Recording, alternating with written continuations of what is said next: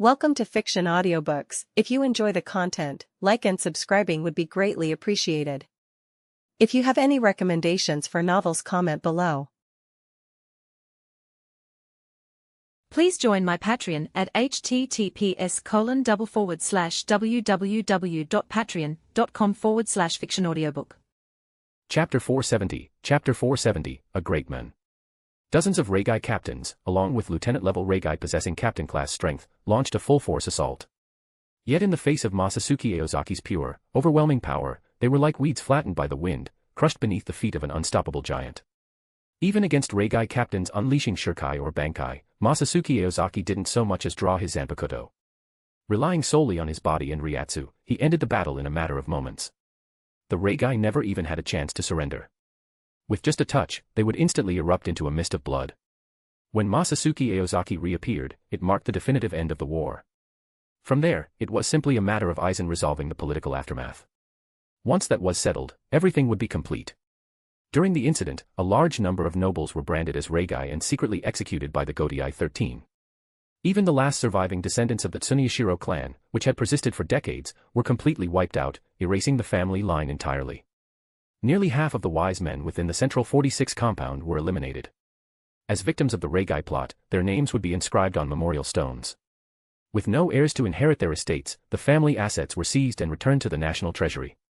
As for the private militias maintained by the nobility, all death-sworn troops were executed. Family warriors who chose to return home were allowed to, while others were absorbed into the various divisions. And that wasn't the end of it. What followed next would send shockwaves through Seireitei, and leave a lasting mark in Soul Society's history. At the proposal of Sosuke Aizen, lieutenant of the 1st Division, the remaining wise men and judges unanimously agreed to restructure the Central 46 compound.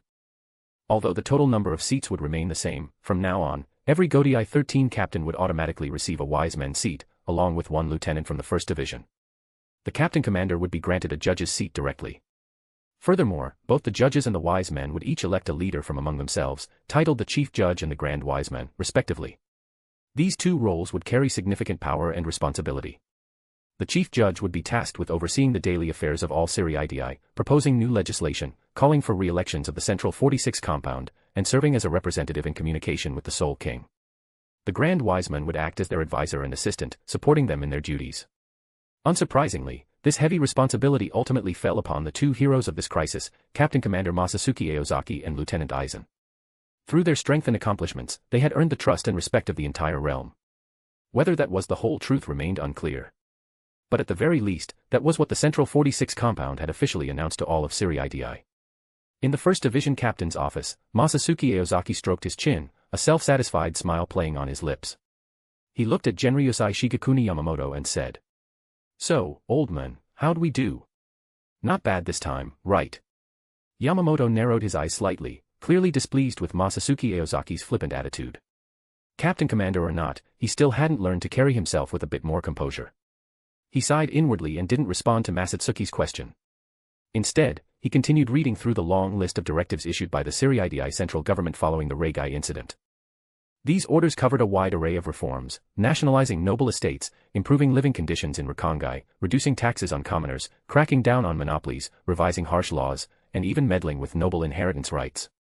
Without question, these measures would trigger sweeping changes within Seireitei. But they also carried the risk of igniting fresh conflicts. They even planned to revise inheritance laws, moving from single-heir succession to equal inheritance among all children. What's more, unless the heir designated by the family had achieved significant merit, the noble titles of other children would be stripped away generation by generation. Over the years, Yamamoto had cultivated discipline and restraint, no longer the bloodthirsty warrior of 1,000 years ago, but a well-read killer.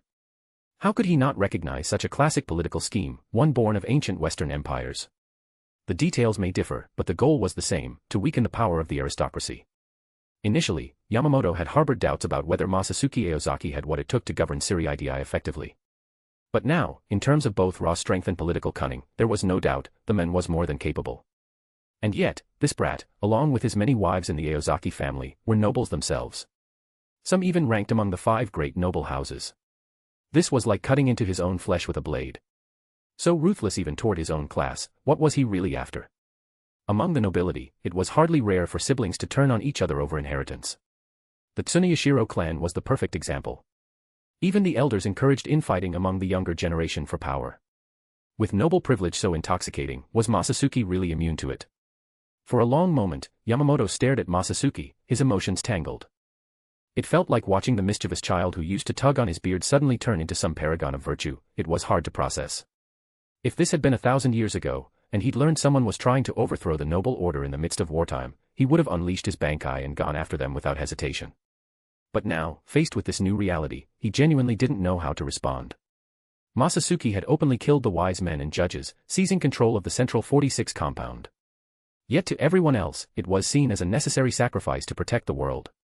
And from a practical standpoint, none of these policies brought any personal benefit to Masatsuki. On the contrary, as a noble himself, he was among the biggest victims. If word got out that Masatsuki had done all this to seize power or for personal gain, no one would believe it. Even Yamamoto would find it laughable. In fact, from the perspective of the majority in Soul Society, Masatsuki might even be hailed as a great man. But, was this young disciple of his really such a noble figure? Yamamoto's thoughts swirled like a tangled knot. Suddenly, he realized he could no longer understand this young man's thoughts or motives. He sank into deep reflection. After a long, careful deliberation, Yamamoto finally seemed to reach a decision. A sense of relief washed over him. He spoke slowly. These orders have only just gone into effect. How could you expect immediate results? I've still got another 100 years or so in me. Whether you're right or wrong, time will be the judge. Then, he added sternly. But if your decisions backfire outside of that time frame, don't expect me to be around to clean up the mess. Hearing that, Masatsuki Aozaki curled his lip in disdain, clearly unimpressed. 100 years? That's nowhere near enough. What, people think we've got short lifespans or something? He clearly disagreed with Yamamoto's final warning. Come on. With his own strength, and Aizen's intellect, what could possibly go wrong? The thought made him chuckle smugly. Humph. So the old man's still worried about my health. Guess he has some conscience after all. Yamamoto watched Masatsuki brush off his words and snorted, but said nothing more. He drained the hot tea his disciple had served, tugged at the plain haori draped over his shoulders, and slowly walked out of the room with his cane. Chapter 471, Special Forces Unit. The reason Masatsuki Aozaki was seen as a great man in Yamamoto's eyes had nothing to do with being a good person. Compassion is a luxury only the strong can afford. He simply had the qualifications, and the willingness, to wield that power when needed. That was how he justified his actions. As for how many in Soul Society considered him worthy of being written into the history books, Masatsuki Aozaki didn't particularly care. His focus lay on far more practical matters. In the Aozaki family's underground base within Soul Society, a hidden laboratory lay tucked away from prying eyes. Masatsuki Aozaki stood quietly at the lab bench, casually tossing 2 white sheets over the figures before him. On the 2 spotless white tables, the forms of 2 women stirred, slowly opening their eyes. They looked around the room with faintly puzzled expressions. Good evening, Captain Katori. Captain Saito. A gentle greeting cut through the silence. Both women turned simultaneously, their gazes settling on the handsome young man before them. His long black hair fluttered slightly in the air, and he wore a Shihakushō with a white haori draped over it. A faint smile lingered at the corners of his lips. It had to be said, his appearance made a strong first impression. Who are you? The woman with the long ponytail and glasses spoke first. Her mind still lingered in the terrifying moment when a hand of Ryatsu had pierced through her chest, and the pain of her soul being torn apart still burned fresh in memory. In its raw form, her soul had been plunged into a prolonged chaos. Her thoughts had become blurred and scattered. You seriously don't remember? Masatsuki Aozaki. We've already fought twice, ring any bells? Masatsuki waved a hand in front of her eyes, then leaned in close, clearly trying to jog her memory through sheer proximity. The woman with the ponytail frowned slightly at his sudden closeness. A few seconds later, her eyes widened in realization, and she gave a knowing look. Right, now I remember. You're that ridiculously strong junior who left me completely helpless. Whoa, the first thing you remember is my strength. Now that's classic Batsuyansai Katori-sensei. Masatsuki grinned and nodded in satisfaction. According to the old man, every member of the original Gotei 13 had been the perfect blend of battle maniac and bloodthirsty killer. So it no longer surprised him that Batsuyansai Katori fixated on his power. And indeed, the 2 women before him were none other than Batsuyansai Katori and Furofushi Saito, the real ones. Through his deep study of Oko Yashima's Reigai technology, Masatsuki Aozaki had succeeded in bringing them back. But these weren't mere Reigai. Their souls weren't confined to small Jikongan. By ingeniously harnessing the power of creation, he had refined Yoshima's methods, allowing them to return in their full glory. Both Batsuyansai Katori and Furofushi Saito were now genuine beings, able to exist freely across the three worlds.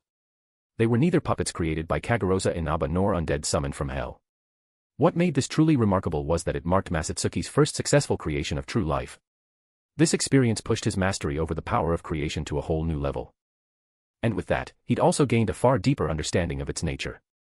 Barring any surprises, his growth in wielding the power of creation was about to accelerate dramatically. It's been years, and now we finally meet again. Listening to you talk makes it feel like it's been forever. Honestly, I've been itching to fight you again. Furofushi Saito looked at Masatsuki Aozaki, emotions swirling inside her. But behind that was a flicker of confusion in her eyes. But, why? We should be dead. So why are we here, alive? She couldn't help but ask, her voice tinged with shock. This defied all logic. Because I made a few adjustments to your souls. I severed your connection to hell and restored you as living beings. That's how you're here. Masatsuki Aozaki explained calmly, spreading his hands as if it were nothing more than a minor procedure. He paused thoughtfully for a moment, as though mentally reviewing the process for anything he might have overlooked, then nodded slightly. That's all there is to it. Furofushi Saito was stunned. To snatch someone back from hell, she had never even heard of such a thing. They had spent countless years trapped there, yet never witnessed anything even remotely like this. Even if it was difficult to process, the undeniable reality in front of them left little room for doubt. Is it just the two of us? Batsuyansai Katori looked around, scanning the room with a puzzled expression. The lab was spacious and brightly lit, immaculate from corner to corner. The futuristic equipment and sleek design radiated a technological sophistication they'd never encountered before, unsurprising, given they were relics from 1,000 years past. But despite the clean layout, the space felt oddly empty. Besides the three of them, there was no one else in sight. Masatsuki Aozaki chuckled at Katori's question. They've already reported into the First Division. The First Division? Katori scratched her head in confusion and glanced at Furofushi Saito. But Saito looked just as lost, clearly unsure of what that meant. Instead of answering directly, Masatsuki pulled a document from inside his robe and unfolded it in front of them. As their eyes fell on the page, both women showed a flash of surprise, then frowned. It was an official document from the Central 46 compound. It clearly authorized the resurrection of the original captains of the Gotei 13. Even more shocking, it approved the captain commander's request to form a special unit directly under his command, composed entirely of those original captains. The nobles must have been terrified at the very idea, an elite squad of first-generation captains, all under the command of an even more terrifying captain commander.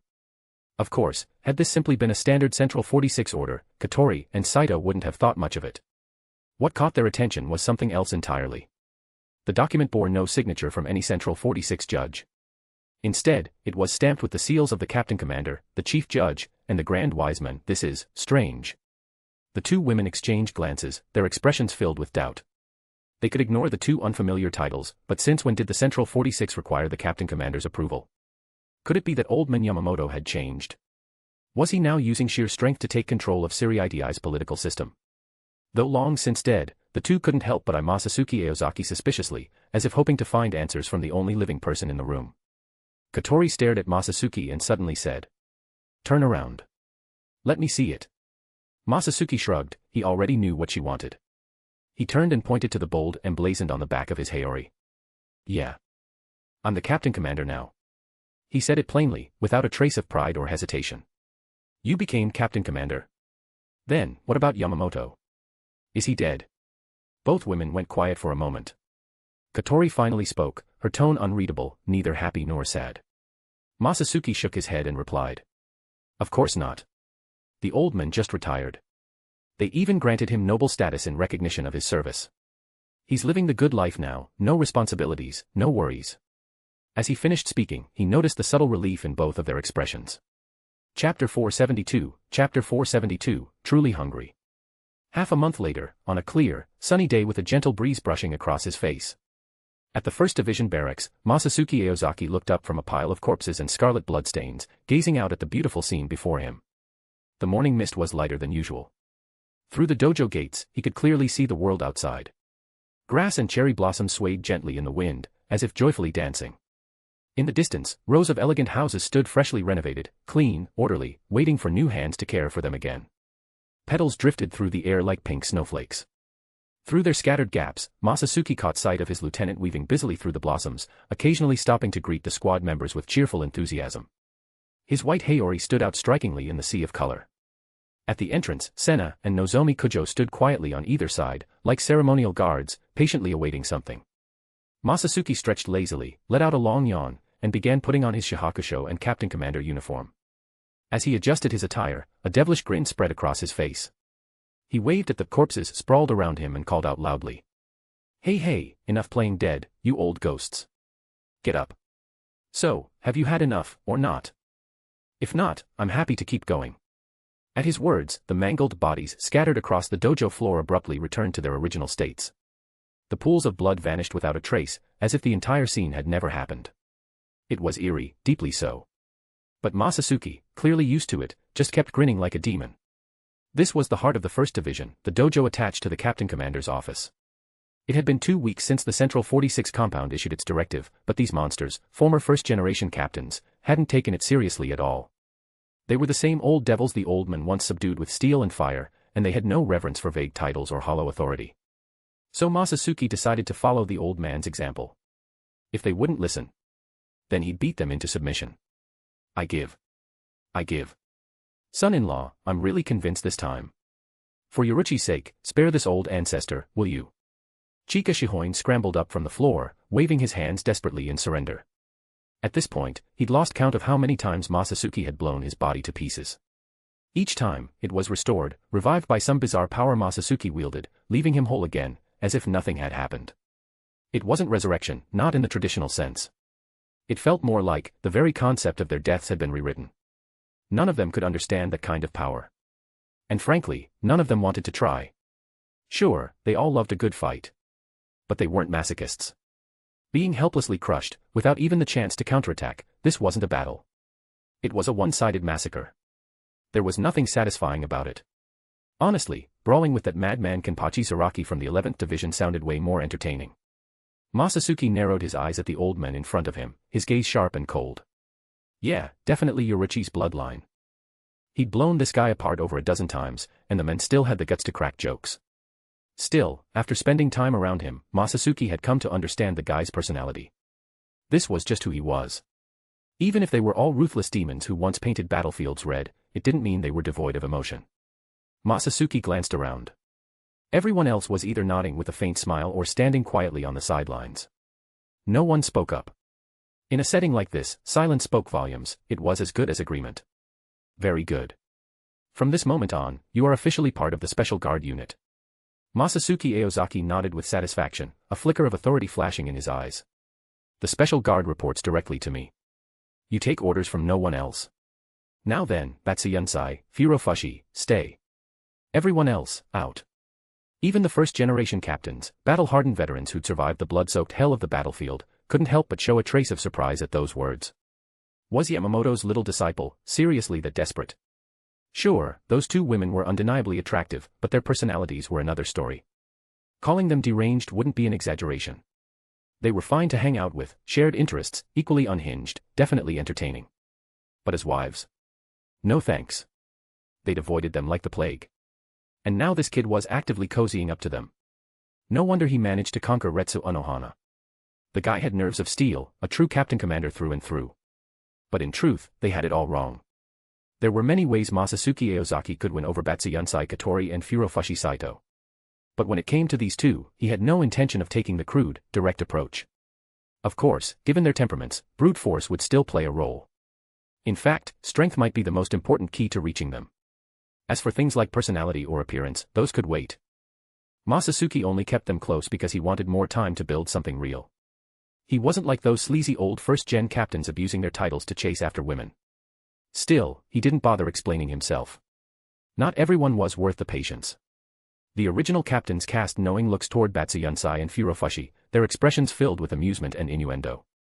After exchanging a few exaggerated winks and nods, they slipped out quietly.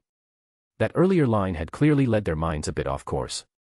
But deep down, they still believed Yamamoto's little disciple wouldn't cross the line with their old comrades. As they left, Aizen happened to pass them. He immediately sensed the odd atmosphere, giving Masatsuki a curious look. Then, upon seeing the 2 women in the room, something clicked. He nodded subtly in understanding. Without missing a beat, he pulled out a thick stack of documents from under his arm and handed them over with his usual calm professionalism. The Central 46 compound has officially issued the order. The holofication ban is now abolished. Kensei Maguruma and Love Ikawa's examinations are complete, we can begin spiritual treatment. And the Hueco Mundo management regulations you proposed, I've drafted them. Review it when you have time. Masatsuki Aozaki flipped through the documents, nodding in approval. This was exactly the outcome he'd wanted. After he finished reviewing them, Aizen continued. So, when do you plan to put everything into effect? Masatsuki didn't hesitate. The sooner, the better. Watching Aizen at work, Masatsuki couldn't help but feel a deep sense of satisfaction. Ever since he took over as Captain Commander, Aizen had been an indispensable partner, turning every idea into a concrete plan and executing it flawlessly. His efficiency was nothing short of astonishing. To put it bluntly, the Gotei 13 couldn't function without Aizen. If it weren't for his support, Masatsuki wasn't sure what kind of mess his own leadership would be. But one thing was certain, it wouldn't be nearly as smooth as it was now. Chapter 473, Instant Kinship. Seoul Society, Shinho District, the location of the Gotei 13th Senkamen was once a place of peace and calm. But now, atop a towering mountain, a massive arched gateway, capable of traversing worlds, had begun to awaken. Once dormant, the gate quietly lit up, glowing with a brilliant white light. From within that dazzling glow, silhouettes slowly began to emerge. Wow, so this is Seoul Society. A voice rang out, filled with excitement and wonder, cutting clearly through the fading radiance. Hearing the voice, the gathered Shinigami all turned, startled. Heads lifted in unison, eyes focusing on the source of the sound. There, before the stone arch, stood a girl wearing a white mask. Hands on her hips, her face lit up with barely contained enthusiasm. Beside her was a disheveled man, his laid-back demeanor somewhat reminiscent of Captain Kairaku. He looked exasperated, reaching out to gently press a hand on the girl's head, clearly trying to settle her down. The initial shock wore off, and murmurs rippled through the crowd. Are those hollows? Someone asked, frowning in confusion. They look just like us, but all of them are wearing masks, another replied. And the Ryatsu they're giving off, it feels a lot like hollow Ryatsu. Then someone spoke with sudden clarity. No wonder the Captain Commander called for a surrender ceremony. That comment spread like wildfire, drawing more eyes, more whispers. I was wondering how they plan to manage those monsters who can't control their urges. Turns out there are people in Hueco Mundo just like us. The revelation struck like a bolt of lightning, dispelling much of the unease. Tension began to ease, nerves loosened. But the relief didn't last long. Because the more they looked, the more they realized, these visitors from Hueco Mundo, with their hollow-like Ryatsu, might not be friendly. The air grew heavy again. Hands instinctively rested on sword hilts. Eyes sharpened.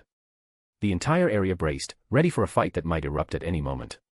Despite suppressing their Ryatsu, the visitors exuded an unmistakable aura of raw aggression.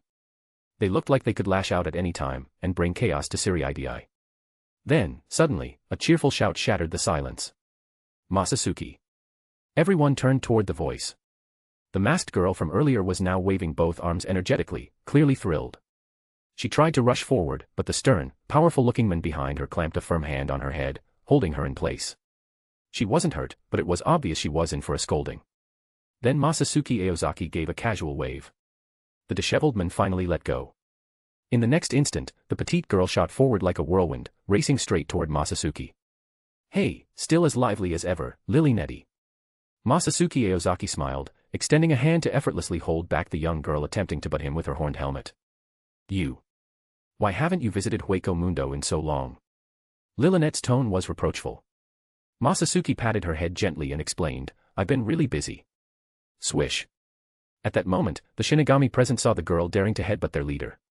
Instinctively, they drew their Zanpakutō, preparing for the sudden threat. A major battle seemed imminent. However, in this tense moment, Aizen stepped forward, raising his hand to signal everyone to remain calm. Upon closer inspection, they noticed that the Captain Commander was uninjured and appeared to be conversing with the girl in a relaxed and harmonious manner. Seeing this, everyone sheathed their Zanpakutō, breathing a sigh of relief. After all, how could such a brat possibly harm their captain? Moreover, it seemed that the brat had been completely won over by their captain. As expected of the Captain Commander, Shinji Hirako narrowed his eyes. The other captains also displayed peculiar expressions upon witnessing the scene. Although they had previously learned that Masatsuki Aozaki intended to rule Hueco Mundo, seeing his interactions with these visitors from Hueco Mundo firsthand still left them somewhat surprised and puzzled. Naturally, the Captain Commander wouldn't conceal such a significant matter as ruling Hueco Mundo from the captains. Initially, they harbored doubts about Hueco Mundo's voluntary surrender, fearing a potential conspiracy. But now, they finally understood why Masatsuki Aozaki was so confident and why Aizen remained so composed. It turned out that this was all part of a well-orchestrated plan. There had likely been covert dealings between them and Hueco Mundo for some time. However, the captains weren't concerned about them collaborating with Hueco Mundo to harm Soul Society. It was evident that, although the Central 46 compound still existed, Masatsuki Aozaki and Aizen were now the de facto rulers of Soul Society. Causing trouble in Soul Society would undoubtedly be self-sabotage, only a fool would do so. The issue was that, as the captain commander of the Gotei 13, being on such good terms with the Hollows felt somewhat peculiar. The surrender ceremony wasn't overly complicated, nor was there much to dispute. After returning to the 1st Division barracks, in the presence of the captains and all team members, the ceremony concluded swiftly in less than half an hour. The Emperor of Hueco Mundo and his Empress had already deliberated.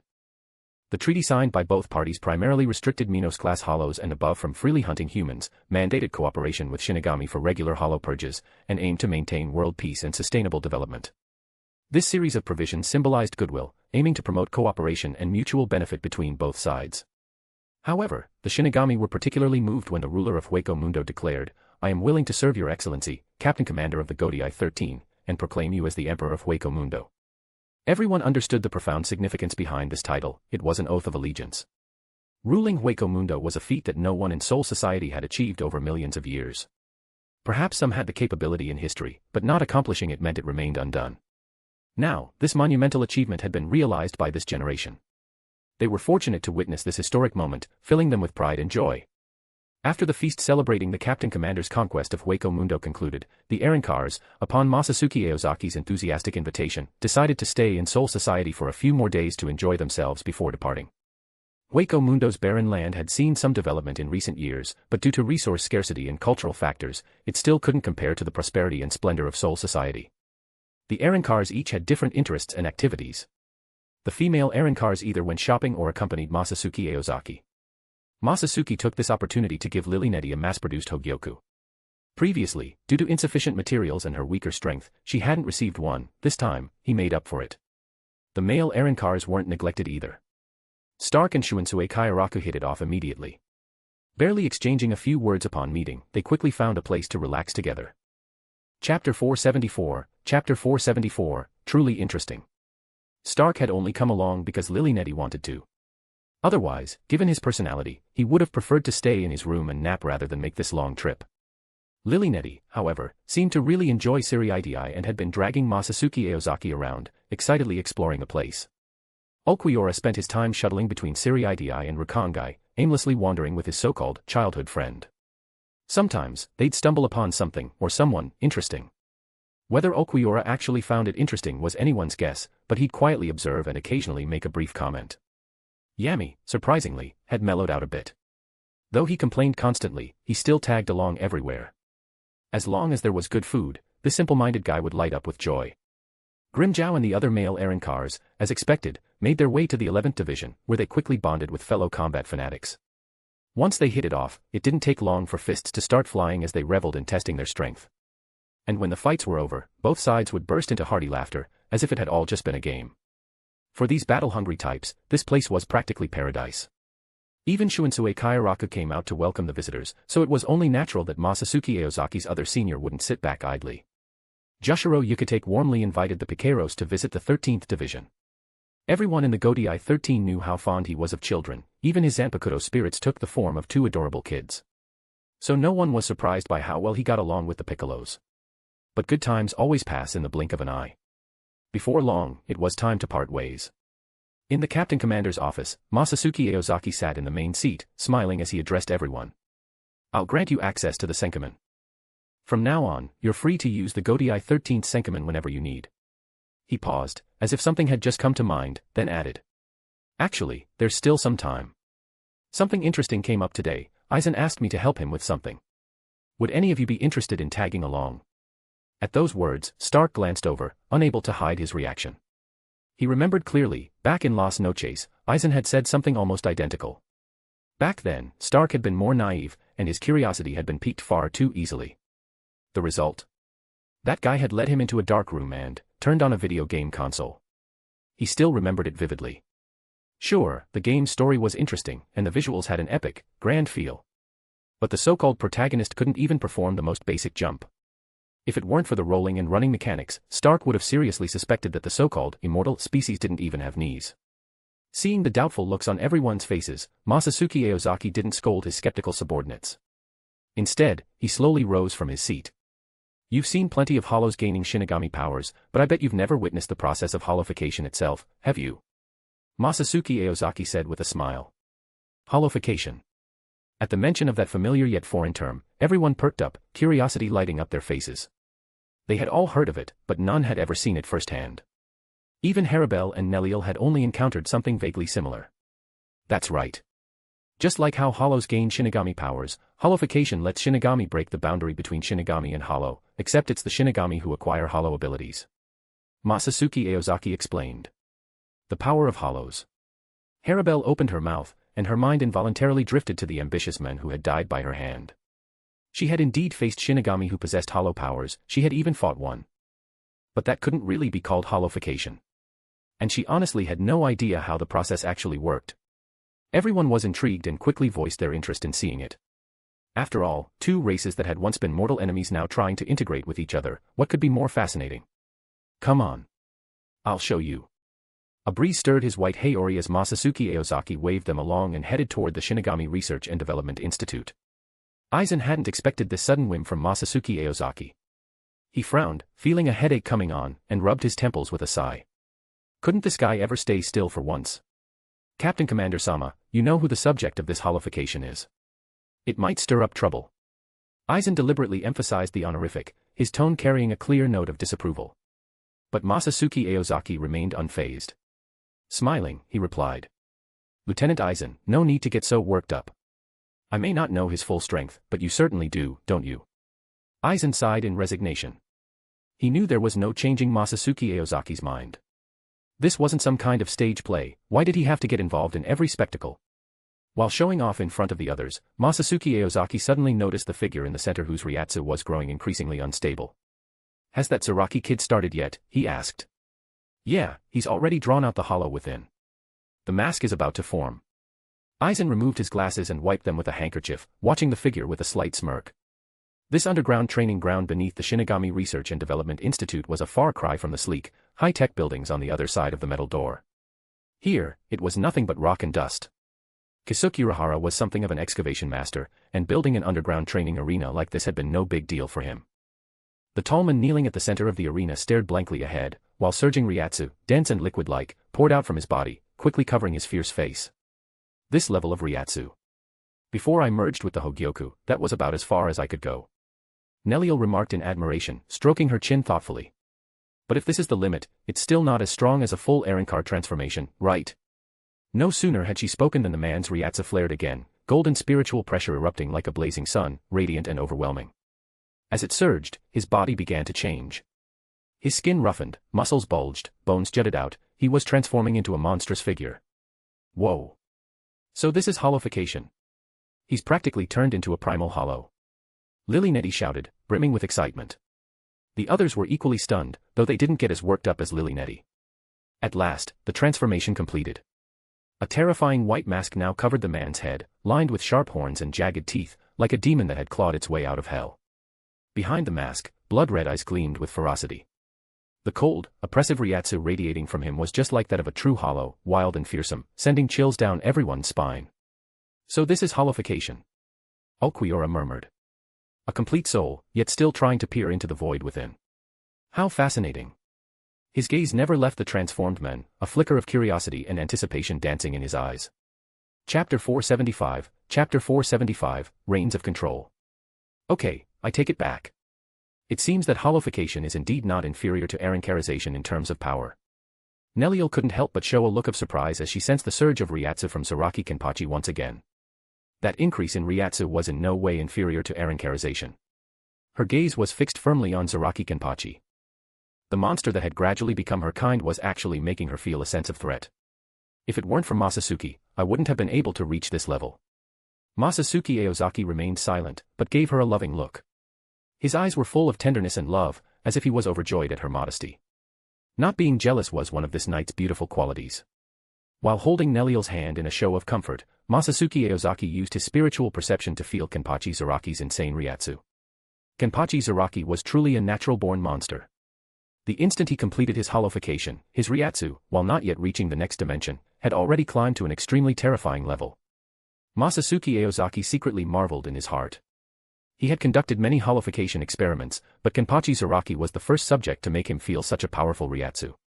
If he were given a Hogyoku, who knows what he would become. When Retsu Unohana holificated, her Ryatsu was only ordinary first-class spiritual power, which was obviously weaker than Kenpachi Zaraki's at the moment. And now, Kenpachi Zaraki's Ryatsu had surpassed Retsu Unohana's holification and reached a new height. Roar! With a deafening roar, a crimson pillar of light flashed out. The Arankars all narrowed their eyes, sensing the familiar Ryatsu. They knew what this light meant. Siro. There was no doubt about it, this was a Siro. But this was just a common hollow technique, yet the pressure surpassed the Gran Ray Siro used by most of the Espada. This was the advantage of being top tier, even a basic skill could unleash significant power. The Arankar had evolved from Minos, so naturally they understood the source of Siro's power. Really, he used Siro on me right away. Does this brat even respect his Aniki? Masatsuki Aozaki casually waved his hand, knocking away the terrifying pillar of light. This training ground is blessed with multiple enchantments laid down by the Kido core. The Siro, which could absolutely destroy a metropolis in the outside world, could only blow a crater several dozen meters wide here. There are so many of us here, but he only attacks you. Doesn't that just show that you're the only one he cares about? Aizen said nonchalantly. To be honest, he didn't feel that there was anything wrong with what he said. If someone really asked why Kenpachi Zaraki only attacked Masatsuki Aozaki, he would answer without hesitation. Instinct. Defeating Masatsuki Aozaki and fighting with Masatsuki Aozaki to his heart's content was undoubtedly his obsession. A fixation that he can't let go of even if he becomes a monster. Can you not use words that are so easily misleading? People who don't know would think this guy has designs on the captain commander. Masatsuki Aozaki stuck out a finger, and a flash of black and white Ryatsu appeared. The chaotic light pillar slammed down on Kenpachi Zaraki with a bang, sending him straight into the ground. Hearing the roar from underground, Masatsuki Aozaki said with a smile. I guess we'll have to wait a while. With this guy's strength, the Kido core's barrier won't last long, so we have to minimize the damage. Any one of you interested in going up there and giving it a try? Masatsuki, let me do it, let me do it. Lily Nettie tugged on Stark and ran up to Masatsuki Aozaki, waving her hand in front of his face, her eyes full of excitement. You can do it. Masatsuki Aozaki looked at her doubtfully, obviously not quite believing in her abilities. What kind of look is that? Watch this, this is the new power I've gained after fusing with Hogyoku. Lily Nettie waved her hand, and with a pop sound, her other hand slapped Stark, making a crisp sound. Judging from Stark's face, which was twisted in pain, it was hard to tell if it really hurt or not. Give chase, Los Lobos. The next moment, to everyone's astonished gaze, the dispirited old man sitting on the ground next to her suddenly became ethereal, turning into a spiritual particle storm that swept toward Lily Nettie. A large amount of reishi gathered around Lily Nettie, and then a pillar of light suddenly appeared, and disappeared. With the light gone, she was a different person entirely. The little girl, who was only a little over 1.4 meters tall, had suddenly turned into a tall and elegant young woman, almost 1.8 meters tall. Her white uniform disappeared, as if she had put on a black fur coat. Ryatsu seeped out of her body, fluttering like blue flames. Lily Nettie was particularly pleased, shaking her long, supple blue hair behind her back. As if she had remembered something, she gave a mischievous smile. Without hesitation, she kissed Masatsuki Aozaki on the cheek and said, Look, Masatsuki, look at my body, which is different from before. Do you still dare to say that I am a cute type of girl? Masatsuki Aozaki looked at that body, which had changed from the most familiar to the most unfamiliar. Well, the legs have become longer, and the hair looks good, too. But this heart hasn't improved at all. In the past, the body type complemented the heart, and it could be said to be just right, with a kind of harmonious beauty. There was no problem at all describing it as cute. But now the body has grown, and the heart has only improved a little. So, with an expressionless face, Masatsuki Aozaki spat out. The advantages of the past have now become disadvantages. If you ask me, I actually found the earlier appearance more pleasing. I prefer it. Huh. Lily Nettie froze for a moment. This guy actually liked the way she looked before better. Her face flushed red instantly, and she yelled angrily. You're such a nuisance, you wait and see. I'm going to go find that crazy guy and deal with you later. Deal with me? Okay, I'll be waiting. Masatsuki Aozaki grinned, showing a wicked smile. Everyone knows each other's strengths and weaknesses, so how could he not know what to expect from this little girl? Lily held her dual pistols in both hands and charged forward like a happy little she-wolf, her eyes sparkling with excitement. This was her first time leading a battle after Resurrection. It was the first time she had met Masatsuki Aozaki, and after being reminded by him, she and Stark had already made a similar attempt before. Stark, to put it bluntly, was a complete Shihakushō. For him, fighting was a huge pain, and he could never feel the same sense of exhilaration as the other hollows. He would rather switch places with Lily and become the twin pistols in her hands than fight. But Lily was different from him. The girl was much more active than that decadent old man. So after that day, they quickly reached a consensus. It would be great if they could switch roles. Unfortunately, all the attempts over the years ended in failure.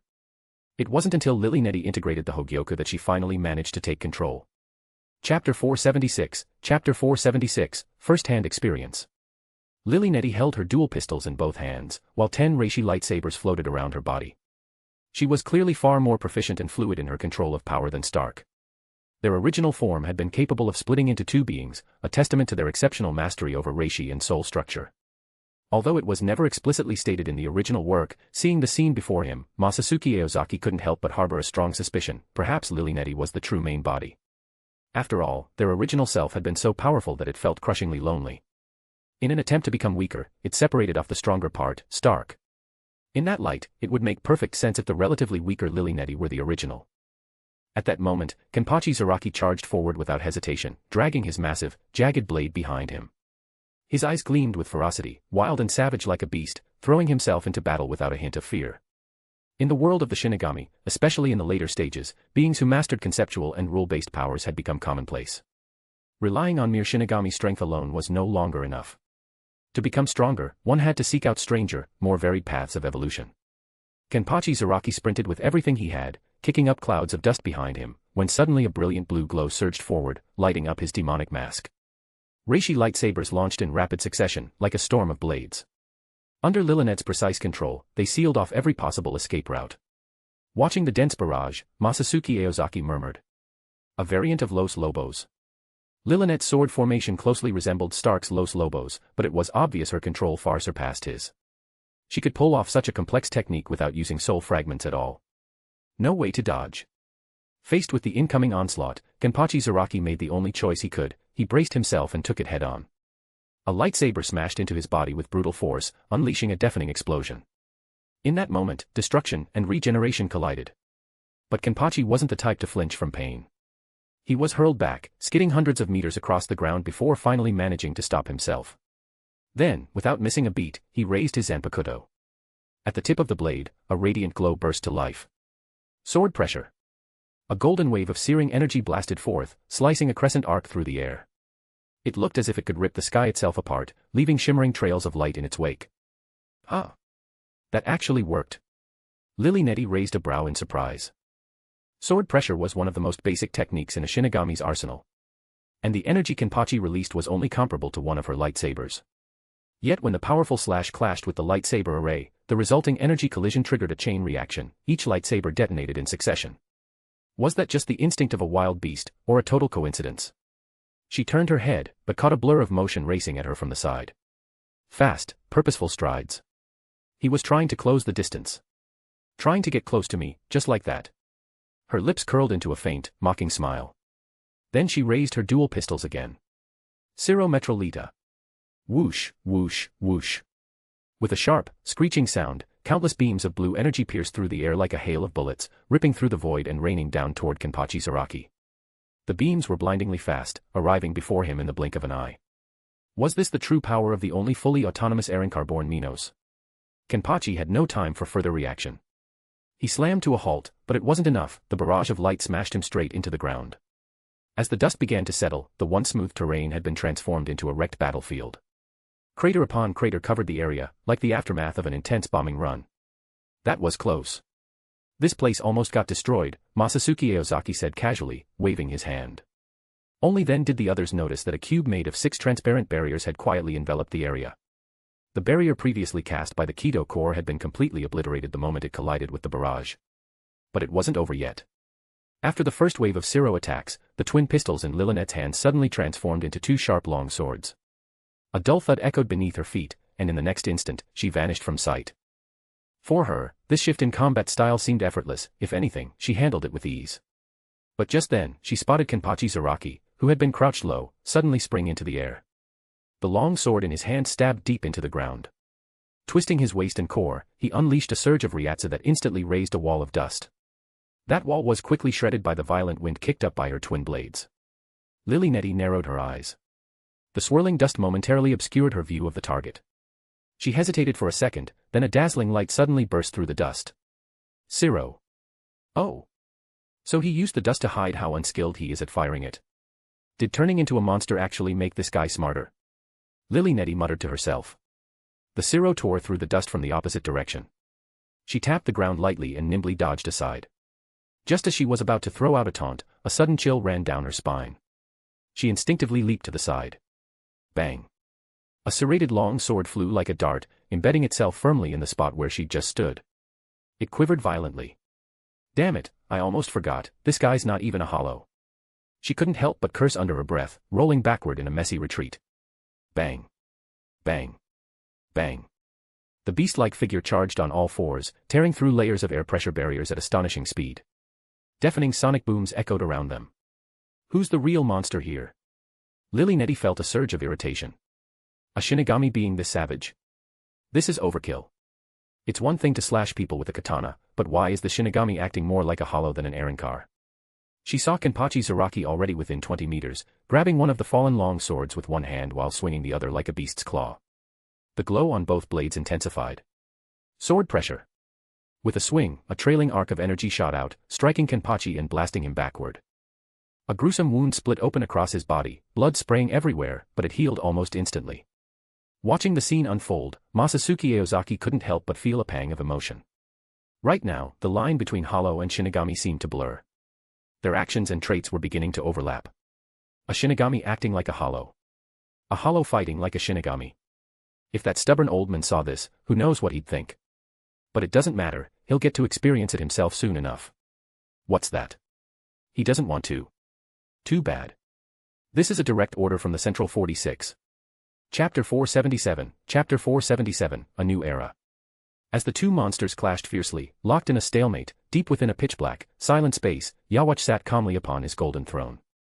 All around him, members of the Sternritter stood guard with unwavering loyalty. From time to time, glowing orbs of light would fly in from afar, as if summoned by some mysterious force, and quietly merged into Yawatch's body. Each of these lights was a precious soul, willingly offered by Quincy, who revered him as a supreme deity, drawn to him through the power of Oswalin. Over the past few years, he had absorbed hundreds of these souls, yet the number still fell far short of his expectations. Though the Quincy who sacrificed themselves came from all over the world, there was one glaring absence: none came from the Jurichi region of the world of the living. Jurichi were favored gathering spots for beings with high Riryoku, Quincy included.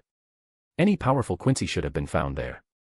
And yet, the mystery was that years ago, fragments of their souls had inexplicably returned to Yawatch's body. Stranger still, those fragments seemed tainted by hollow power.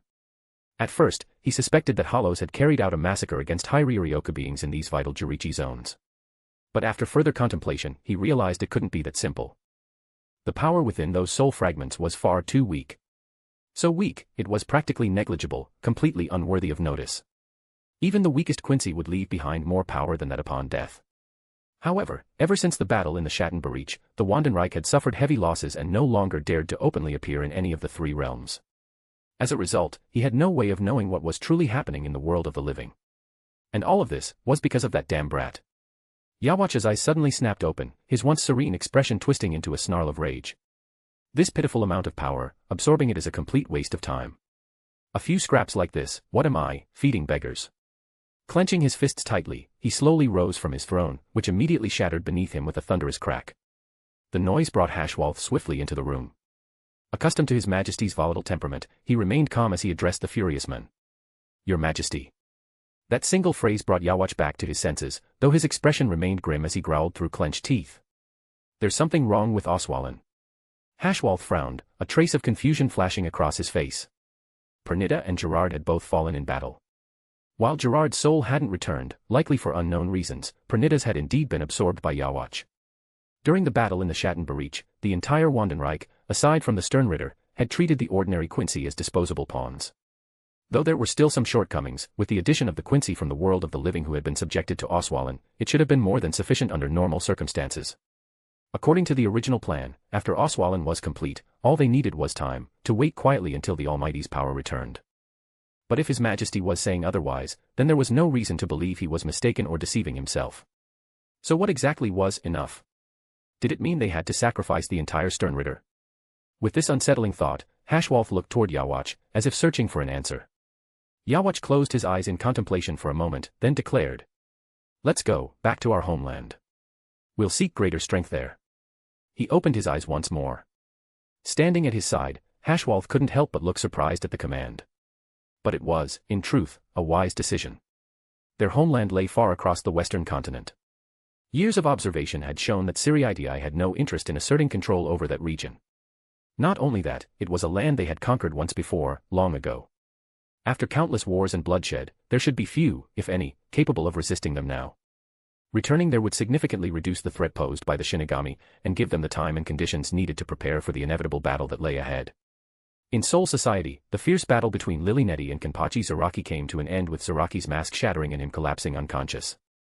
After Masatsuki Aozaki saw off the group from Hueco Mundo, he and Sosuke Aizen steadily solidified their control.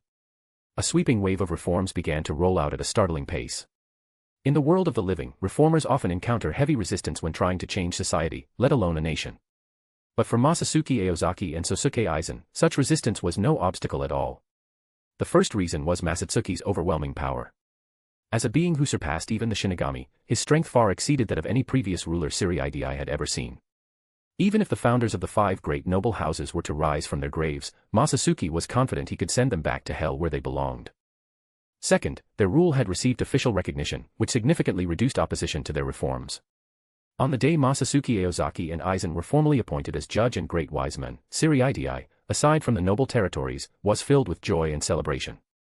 But just then, a massive pillar suddenly descended from the sky and crashed into the Shino district with a thunderous impact. Panic spread through the crowd, as no one knew what had just happened. When the dust finally settled, people were stunned to see the remaining 3 members of the royal guard stepping slowly out of the pillar. At first, everyone assumed they had come to retrieve Senjumaru Shitara and Kiryu Hikifune. But they quickly realized that wasn't the case. They had come bearing the Soul King's decree, officially appointing Masatsuki Aozaki as judge and Aizen as great wise men. The news sent shockwaves through all of Seireitei. Who would have thought that the Soul King, long known for his indifference towards Seireitei, would dispatch members of the royal guard to descend personally in support of Masatsuki Aozaki? Even during the 1,000-year Blood War, a crisis that threatened the survival of the world itself, the Soul King had only sent the monk who calls the real name to negotiate with Yawach. Yet now, he had directly sent people down to endorse Masatsuki. No one had seen this coming. What's more, after delivering the royal decree, the 3 royal guard members didn't immediately return to the Soul King Palace. Instead, they stayed for several days, openly celebrating with Masatsuki, as though endorsing him as the rightful new ruler. As for Senjumaru Shitara and Kiryu Hikifune, they seemed to have been entirely forgotten. Though they were technically supposed to return to the royal guard, they remained by Masatsuki Aozaki's side as always. No one mentioned taking them back. The noble houses were forced to confront a sobering truth: beyond his overwhelming strength, this man clearly had powerful backing, perhaps even from that one being who had never before interfered in the affairs of the mortal world. At this point, even those who still clung to illusions had no choice but to awaken from their dreams. The old era of the nobles was over. And a new era, one named Masatsuki Aozaki, was steadily beginning. Chapter 478, Chapter 478, Don't Corrupt the Kids. Seireitei, Joint Training Grounds. A vast open field surrounded by towering reishi barriers. Today, it was filled with hundreds of Shinigami troops. Clad in black uniforms and wielding gleaming Zanpakutō, they formed a massive encirclement, sealing off the entire area. Their faces were stern, ice cold, and focused on the figures in white standing at the center of the formation. At the front of that white-clad group stood a strikingly beautiful and powerful woman, Masaki Kurosaki. She held a long blue spirit bow in her hand, her youthful softness now replaced with a look of maturity. Flanking Masaki on either side were 2 other women, also dressed in white, Candace and Bambietta. Both gripped their respective weapons with serious expressions, ready to leap into action at a moment's notice. At the other end stood Ryukin Ishida and his son, Yuryu Ishida, both bracing themselves against the approaching Shinigami forces.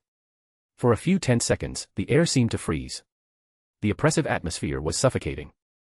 Finally, Joshiro Yukitake broke the silence, his voice echoing like thunder across the grounds. The drill begins, attack. His command rang out, relayed swiftly down the chain of command until it reached every Shinigami present. In an instant, the entire force surged forward. Their coordinated steps and unwavering formation showcased their elite discipline and combat readiness as they charged straight toward the Quincy. Despite the overwhelming tide of darkness rushing toward her, Masaki Kurosaki remained completely still. She took a deep breath, then drew back her spirit bow with force. Her eyes sharpened, body tilting slightly as she prepared to unleash her power. Licked Regan. With a soft murmur, countless blue spirit arrows poured forth from her bow in a torrential storm. They streaked across the sky like meteors, brimming with potent Ryoryoku as they spread in all directions. The arrows shot toward the advancing Shinigami like a relentless downpour. Seeing their commander act, the other Quincy quickly followed suit. One after another, they raised their spirit bows, unleashing a barrage of arrows like a storm of blades raining down on their enemies. But the Shinigami seemed ready. Those in the vanguard lifted both hands in front of them. In response, golden light burst forth, forming radiant circular shields. Bakudo number 39, and Kozen. A powerful defensive spell. The golden discs hovered above their heads, and as the arrows rained down, a sharp crackling sound echoed, an omen of the fierce battle ahead. Under the protection of the light shields, the Shinigami were far from passive. Chanting under their breath, they unleashed powerful Ryoryoku. Crimson mist spread outward, followed by columns of blazing red fire erupting toward the Quincy formation. Bakudo number 21, Sekienten.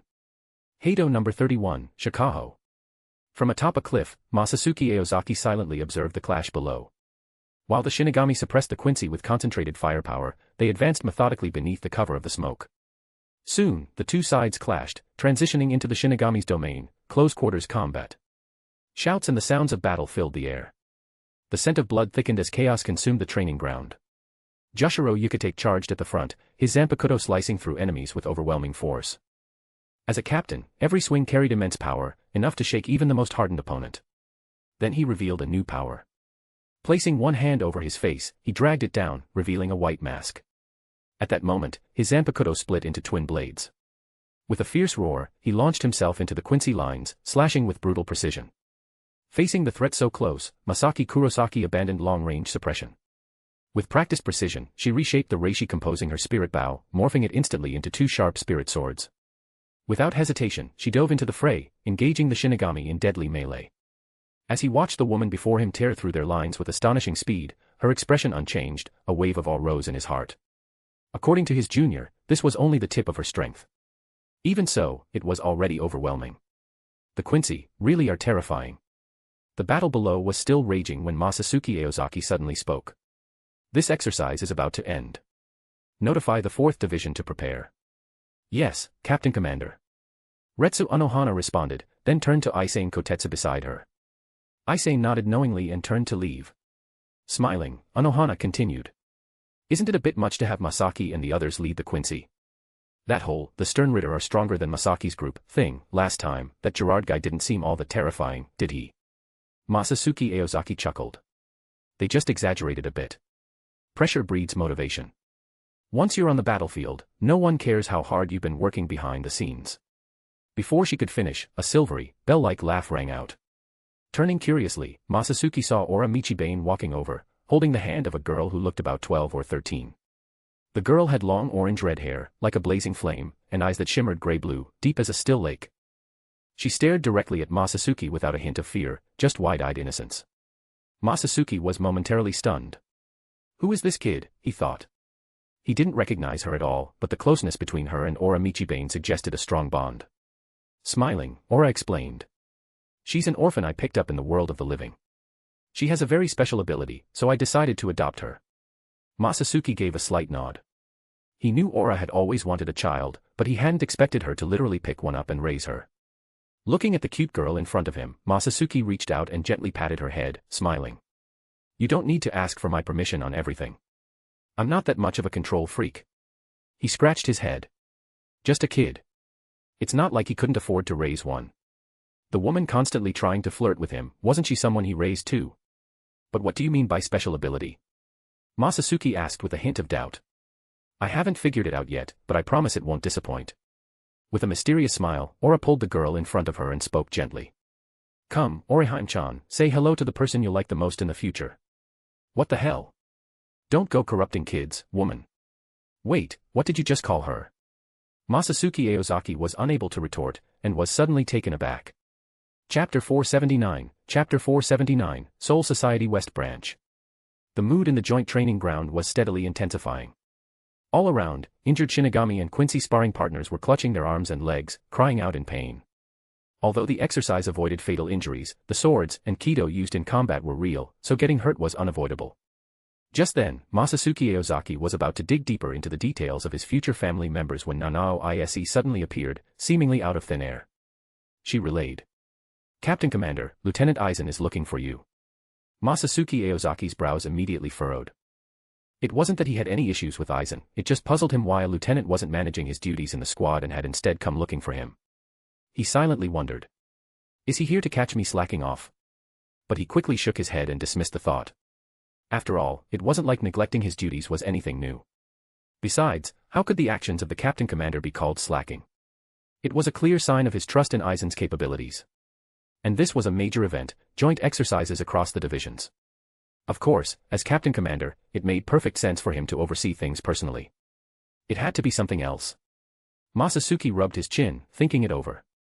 He began reflecting seriously on whether he had done anything recently that might cause trouble. Up until the day before yesterday, he'd been slacking off in Hueco Mundo for 6 straight months. The day before yesterday, after returning, he'd gone with Senna to the Valley of Screams in the Dongai to keep slacking off.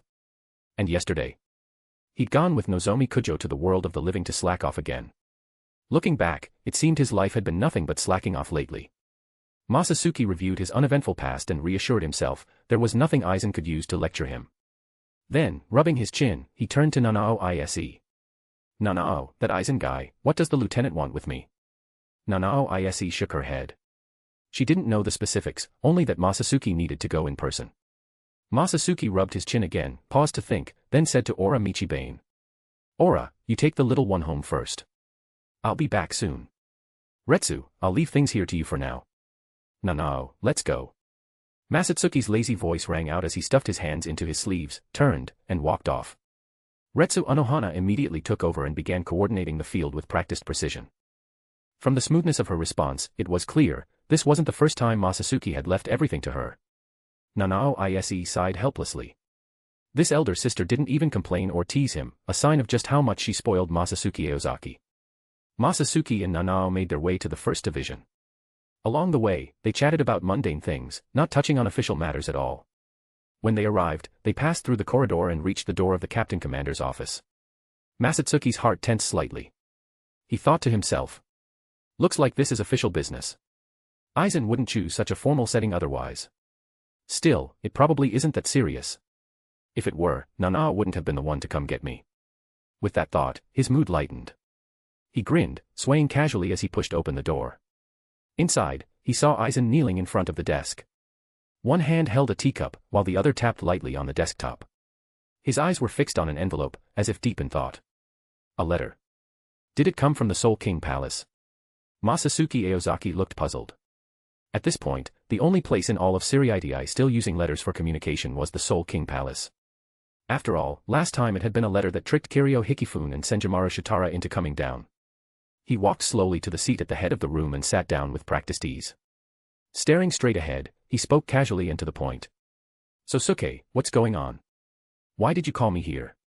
Nanao Ise stood quietly behind him, also casting a curious glance. Aizen glanced briefly at her, then shifted his gaze to Masatsuki and gently placed the letter on the table. Masatsuki glanced at the open envelope and was surprised to see it written in English. His curiosity grew stronger. But in his past life, he'd been terrible at English, and he hadn't bothered to improve in this one either. Even if he recognized every letter, it still made no sense to him. Aizen's voice was calm and deliberate as he spoke. "It's nothing especially urgent. We just received some new information regarding the Wandenreich. After evaluating it thoroughly, I still believe that even though their threat has significantly diminished, Yawatch, being the son of the Soul King, remains a potential danger. That's why I felt you should hear this first." Masatsuki's expression turned serious in an instant. His brow furrowed, and a sharp glint flashed through his eyes. So he's finally resurfaced after hiding all this time. Where is that brat? I'll deal with him right now. Aizen gave a faint smile, one laced with a hint of amusement. No rush. He's not going anywhere. Let's talk about the letter first. You've been Captain Commander for quite a while now, you've heard of the West Branch of the Soul Society, haven't you? Huh. Masatsuki blinked, clearly confused. He could barely recall the finer details of Bleach's storyline anymore. Even if this short arc was set in the same universe, how was he supposed to remember something like that? To him, those 3 words were, at best, a vaguely familiar place name. Aizen, seeing his reaction, didn't seem surprised and replied calmly. It's perfectly normal if you don't know. After all, the Soul Society hasn't had any contact with them in over 1,000 years. He paused for a moment, then continued. If I hadn't studied the Tsuneyashiro clan's archive thoroughly, I probably wouldn't know this place existed either. 1,000 years ago, when Yhwach led the Quincy in their invasion, he escaped from the territory. Masatsuki didn't answer immediately. Instead, he sank into deep thought, trying to digest the meaning behind Aizen's words. The idea of Yhwach coming from the west didn't really surprise him. From their names, attire, mannerisms, and even lifestyle, everything about them felt fundamentally different from the east. Thinking of Westerners, he recalled his first encounter with Kugo Jinjo. That blonde-haired, blue-eyed priest had referred to hollows as dragons, and had even been ridiculed by Shinigami stationed in the world of the living. He hadn't thought much of it at the time, but now that he considered it, he vaguely remembered that the dragon was somehow connected to this so-called West Branch. It might be something akin to the hollows. That faint memory stirred a spark of curiosity in him. And with it, his interest in this West Branch began to grow. Thinking along those lines, he asked directly. Sosuke, what exactly is this Soul Society West Branch? Is it the Wandenreika's old base? Chapter 480, in need of our protection. Hearing that familiar, overly friendly tone, Aizen shot him his usual disapproving glance but said nothing. He turned away and patiently explained. The so-called West Branch is part of Soul Society, just like our Seireitei. Both are vital forces that help maintain world stability. Their full name is Soul Society, West Branch. It's located in a parallel reishi space over England in Europe, also known as Reverse London. By contrast, our Seireitei is the Soul Society, East Branch. Masatsuki Aozaki suddenly understood, though he didn't look particularly surprised. Instead, memories from the past began to resurface in his mind. He then turned his eyes toward Aizen, a complex look in his gaze. Aizen noticed the subtle shift in Masatsuki's expression and, feeling a bit puzzled, asked. What is it? Masatsuki gave a soft laugh, a teasing edge to his voice. Say, Sosuke, doesn't the fact that the West Branch operates independently of Seireitei feel like a betrayal of our grand ideals? He paused, the corners of his mouth lifting slightly, a flicker of excitement in his eyes. Let's go conquer it. Make it part of our ideal world. At those words, Aizen's brow instinctively furrowed. In his mind, Masatsuki Aozaki had never been someone with a strong desire to conquer. This sudden shift struck him as odd. His instincts told him there was more going on than met the eye. From what he knew of Masatsuki, this wasn't just about territory. The thought made Aizen smirk slightly, his eyes sharpening. He adjusted his black-rimmed glasses and offered a mild smile. You're a bit too late for that. Reverse London was breached 3 years ago by Yhwach. It's now the main base of the Wandenreich. Masatsuki clicked his tongue, visibly annoyed. What? It's already been 3 years. Why are you only telling me now? I got excited for nothing. Aizen chuckled softly and explained. They only just sent a letter asking for help. Apparently, Yhwach took Reverse London in a single day. As he spoke, he pointed at the letter on the table and continued. 1,000 years ago, when Yhwach began his conquest of the West, he fought a major battle against the West Branch. The West Branch's elites were wiped out in that war, and it took a full millennium for them to barely recover. After that, Yhwach came here seeking the Soul King's power, but was defeated by the former Captain Commander. 3 years ago, the Wandenreich invaded again. This time, they weren't completely annihilated, but only a handful made it out alive. Those survivors must have paid a heavy price just to get this letter to us. Even as he spoke, a smile lingered on Aizen's lips, as if the casualties of the East Branch didn't bother him in the slightest. Masatsuki's desire to conquer had never been that strong, but Aizen certainly was. If they were truly going to build an ideal world, then the so-called West Branch couldn't be left out. It hadn't drawn his attention before, but now that it had entered his sights, there was no way he'd let it go. Masatsuki Aozaki understood his intentions and nodded in agreement. It's really too fragile to fall in just one day. Reverse London, plagued by disaster, needs our protection. Then, with righteous conviction, he declared. Yhwach's actions are a perversion of order. As the Gotei 13, tasked with protecting the world, we must march out and crush this rebellion. Aizen narrowed his eyes, clearly pleased with how closely Masatsuki's words aligned with his own thoughts. Masatsuki had no intention of objecting either. For years, he had been constantly shuttling between Seireitei and the Soul Society. Life was dull and repetitive, with nothing interesting happening. Every day passed in monotony. Routine team affairs and missions to locate the Wandenreich were all handled by Aizen, so Masatsuki barely had to lift a finger. In short, life had been peaceful, too peaceful. That very calm had left him restless, craving a bit of thrill. The Soul Society West Branch was a brand new place to him, full of novelty. He wanted to explore it. It could even be seen as a vacation. Besides, as long as Yawatch still existed in this world, true peace was impossible. But if he was going to put in the effort to eliminate Yawatch, he wasn't about to walk away empty-handed.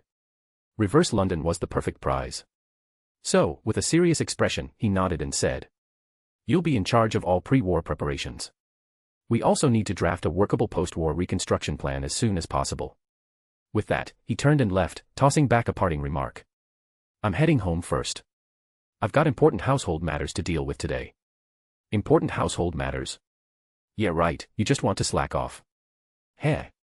Aizen let out a cold chuckle, picked up the Captain Commander's seal and the judge's official stamp from the table, and slowly walked out. Masatsuki Aozaki exchanged a few words with Nanao Ise, discussing follow-up arrangements for the exercise. Then the two left the First Division together, heading home. Not long after, they arrived at the Aozaki residence. All the wives were at home, currently holding a welcome party for the new member. Oriheim stood among a group of unfamiliar older women, looking a bit tense and uneasy. Even so, she didn't seem afraid or shy. She did her best to remain polite and engage with everyone around her. When Masatsuki Aozaki entered the house, the women immediately gathered around, excitedly eager to hear what had happened. He walked over and sat down beside Retsu Unohana, calmly informing everyone of the critical intel Aizen had uncovered and the upcoming actions. The news hit like a bombshell, instantly sparking shock and chatter among the group. The Soul Society West Branch. I've never even heard of a place like that. Ranjaku Matsumoto exclaimed. Retsune, you've got to know something about it, right? Yoruchi Shihoin looked at Unohana curiously. I have heard some rumors about the Soul Society West Branch, Unohana replied, frowning slightly. But there's been little contact between them and Seireitei. I never imagined something like this would happen. As he listened to the women expressing sympathy for the West Branch's plight, Masatsuki Aozaki rubbed his chin thoughtfully. Most of these girls still had kind hearts. After that, Masatsuki began attending to matters around the Aozaki household. Ora Michibane confirmed his earlier suspicion, the girl she had adopted really was Oriheim Inoue. He had to admit, Ora had a sharp eye. The girl harbored a fragment of the Soul King within her. Her abilities had even been praised by Aizen in the original story as encroaching on divine territory. Saying her talents wouldn't disappoint was no exaggeration. Chapter 481, the Shinigami arrives. Reverse London, the Wandenreich. After a long stretch of peace, Basby, who had managed to stay alive, stepped through the gates of New Silburn. Once sentenced to death for his defeat, he was somehow still alive, still a stern ritter, full of fire. Sangdu had been strong, sure, but within the stern ritter he was only average. Losing him wasn't a big deal.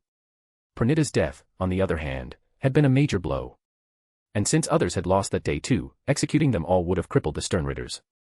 Under those circumstances, Hashwolf spared Basby's life, arguing that internal strife should be avoided with a major enemy looming.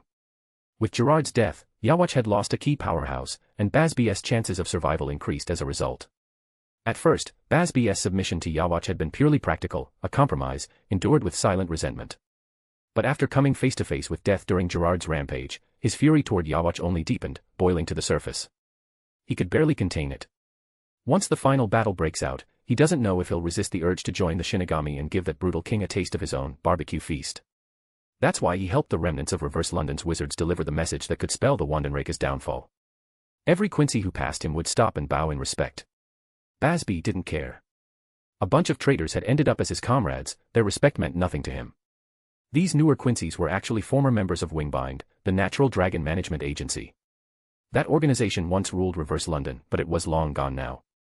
Unlike the Soul Society, there were no Shinigami or Hollows here. Men and women with unique powers were known as wizards and witches, and monsters were called dragons. Different names, same essence, beings infused with Ryuryoku. The difference? Wizards could use Ryuryoku and shift between their Reishi and Kishi forms. Simply put, they didn't need artificial bodies to live in the world of the living, much more convenient than the Shinigami. These Quincy's were once wizards and witches. They chose survival through betrayal and submission. Under the influence of soul fragments, they transformed into Quincy's and became Yawatch's mobile power banks.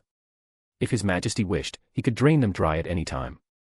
Just as Basby was sneering at the thought, he suddenly stopped in his tracks, surprise flashing across his face. At the top of Silburn, in a chamber beyond the throne room, Yawatch, who had been sitting in deep contemplation with his eyes closed, suddenly opened them wide. With that single motion, a piercing alarm blared across the entire Wandenreich. Beep beep beep. The shrill, rapid alarm echoed through every corner, like a blade slicing the stillness of night. The Quincy's froze at first. Then, their expressions hardened. Pupils shrank. Hands rose, spiritual bows forming in an instant. Their eyes scanned the area with sharp vigilance. The alarm left no room for doubt, enemies had invaded. Battle readiness was now mandatory. In a side room on the top floor of Silburn, Hashwolf shot to his feet, eyes blazing with fury. He knew exactly what this alarm meant. The Shinigami had arrived. He'd personally designed this system to prevent another invasion like the one led by Masatsuki Aozaki. It was built to sound the alarm the moment Shinigami breached their borders. Now that it had gone off, it could only mean one thing: the Shinigami had launched a full-scale assault on Reverse London, and their goal was likely the total destruction of the Wandenreich. Across the Wandenreich, spatial rifts began to tear open. Slowly, the cracks widened, revealing gaping black voids. From those voids, figures emerged in black and white uniforms, stepping out with fierce, commanding presence. Shinigami and Arrancar, two forces moving as one. One group was led by the Gotei captains, the other by the Espadas. Like a crashing wave of black and white, they surged across the Wandenreich. And with their arrival, an overwhelming reiatsu spread in all directions, heavy, suffocating, like a mountain bearing down. Then, a blinding pillar of golden reiatsu shot into the sky, lighting up the entire night. That golden pillar marked the presence of a formidable power. Its emergence instantly escalated the situation, heightening the tension and danger across the battlefield. In the pillar of light, a man with hair spiked like a hedgehog and a crazed look on his face shouted. "What Quincy King? What Schutzestaffel? Come on out. Where are you hiding?" As he declared war, he swung his arm, unleashing a long and sweeping slash. The slash stretched for thousands of meters, slicing through everything in its path and reducing the buildings ahead to rubble. The Shinigami and Arrancars behind him all wore excited expressions. No wonder His Majesty the Emperor holds him in such high regard. With power like that, how could the Quincy's ever hope to compete? In a flash, a vast section of the city was leveled. The hedgehog-headed man let out a cold snort, ready to seek out his opponent. Suddenly, a voice rang out. "A mere Shinigami, daring to trespass in the Wandenreich. Perhaps we should commend your courage." Hearing such arrogance, the hedgehog-headed man narrowed his eyes and turned to look. Several figures descended from the sky, landing not far away. Seeing the surrounding Quincy's watching in awe, the hedgehog-headed man looked slightly disappointed. Not the Quincy King, and not the Schutzestaffel either. Stern Ritter, Jerome Gui's Bat. Stern Ritter, Berenice Gabrielli. Stern Ritter, Lloyd. A burly man with yellow curls and a young man with neatly parted short hair stood on either side. Between them stood a young man with 3 eyes, unmoving, resembling someone out of a martial arts film. Lloyd stared intently at the hedgehog-headed man and asked. "I remember you, Kenpachi Zaraki, right? You've become a captain now." Kenpachi Zaraki looked at the 3-eyed youth and scratched his head. "Think I've seen you before." Lloyd narrowed all 3 eyes, his gaze turning cold. "That was my brother, Royd. Your captain commander killed him. The boss killed his little brother." Kenpachi Zaraki was confused for a moment. Thanks to the lack of information, and Zaraki's awful memory, a rather unpleasant misunderstanding was born. But it didn't matter. Kenpachi Zaraki grew even more excited. He raised his long blade, a wild grin spreading across his face, flashing a row of white teeth. "Then I'll kill you." Chapter 482, The Worst Combination. Upon hearing Zaraki Kenpachi's provocation, Jerome burst out laughing, but the grin on his face quickly vanished, replaced by a fierce, menacing glare. "How dare you show such disrespect to us, and to His Majesty? I'll take your head, then go slaughter your captain commander and offer his life to His Majesty." Kenpachi's grin only grew more twisted. "He only fights the strong. Let's see which of us is worthy to challenge him." With that, he suddenly raised his hand, and a golden wave of sword pressure shot out like a crescent moon. Seeing this, Lloyd's eyes narrowed slightly. He silently marveled, no wonder His Majesty holds him in such high regard, he's even more powerful in person. But that's exactly why I'm the one standing here now. Over 20 years ago, during that massive battle, several captains of the Gotei 13 led an assault on the Schattenbreach, forcing the Wandenreich to abandon its territory. Since then, those captains have been marked as priority targets. Among them, Zaraki Kenpachi and Retsu Unohana are the ones to watch most closely. Everyone knows how dangerous Zaraki Kenpachi's potential is. As for Retsu Unohana, though once a rival from 1,000 years ago, her current strength can't even be compared to what it was back then. Aside from Masatsuki Aozaki, these two were at the top of their list. That's why, the moment Lloyd laid eyes on the spiky-haired Shinigami before him, he brought two Sternritter along to intercept. Your bravery is admirable, but your power isn't yours alone. Die by your own blade. Lloyd spoke calmly. Huh? You trying to turn into me? Kenpachi scratched his head with a grin. That's awesome. Lloyd frowned slightly at Kenpachi's uncontainable excitement. His mood was already sour. Did this idiot really think that just because he and his brother looked alike, their abilities were the same? In truth, he and the one who fought Yamamoto, Royd, were twin brothers. They both possessed the script Y, representing yourself. But there was a key difference between them. Royd could only mimic an opponent's appearance and power. Lloyd, on the other hand, though his imitation was slightly weaker, could perfectly copy the original's memories and psyche. That last ability was something Royd lacked. Still, it was enough. With the same power as the enemy, and with the help of two Sternritter, defeating the original shouldn't be too difficult. As soon as Lloyd transformed into his likeness, Kenpachi didn't hesitate to raise his Zanpakutō, eyes blazing with excitement. To fight myself again.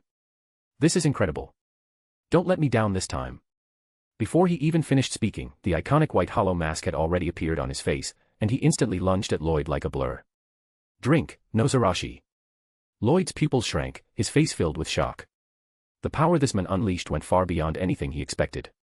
He had no idea Kenpachi wielded hollow abilities, there was nothing about that in the intel.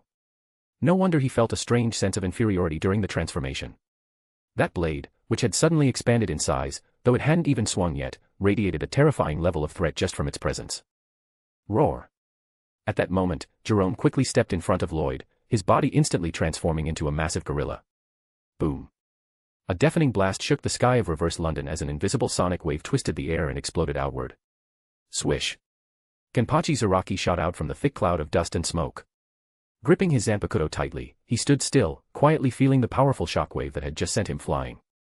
Could this be that script ability the boss mentioned before?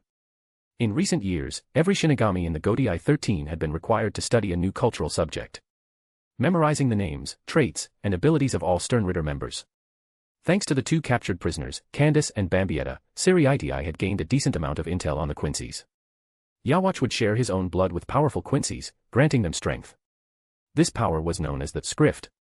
Though Kenpachi Zaraki wasn't exactly known for his brains, and could barely remember anyone's name, he still had to take Seireitei's yearly assessments, where he consistently ranked near the bottom. Even so, over time, even a blockhead like him had picked up on some of their powers. If he remembered right, the three in front of him, besides the three-eyed freak who could mimic appearances. One of them turned into a gorilla and shouted really loud, and the other one liked forcing people to answer questions.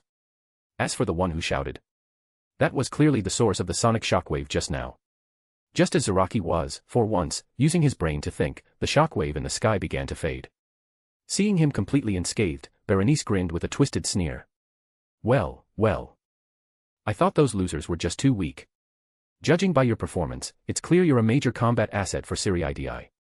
If I'm not mistaken, you must be the strongest Shinigami besides Yamamoto, Masatsuki Aozaki, and Retsu Unohana. If we manage to kill you, His Majesty will definitely reward us. Zaraki stared at the Quincy, who wouldn't stop talking, momentarily stunned by the ringing in his ears from the earlier shockwave. What the hell are you saying? I can't hear a damn thing. Speak up, what, didn't you eat today? Zaraki's voice roared like thunder, shaking the air around him. His eyes were wide with irritation, his grip on the massive blade tightening, ready to swing at any second. Was her voice really that low? Berenice frowned and instinctively glanced at Jerome. Then the realization hit her. What a terrible combo.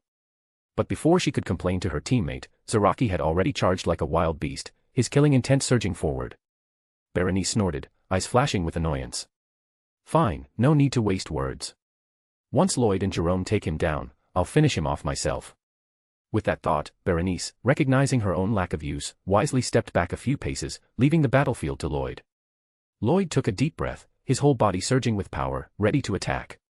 Drink, Nozarashi.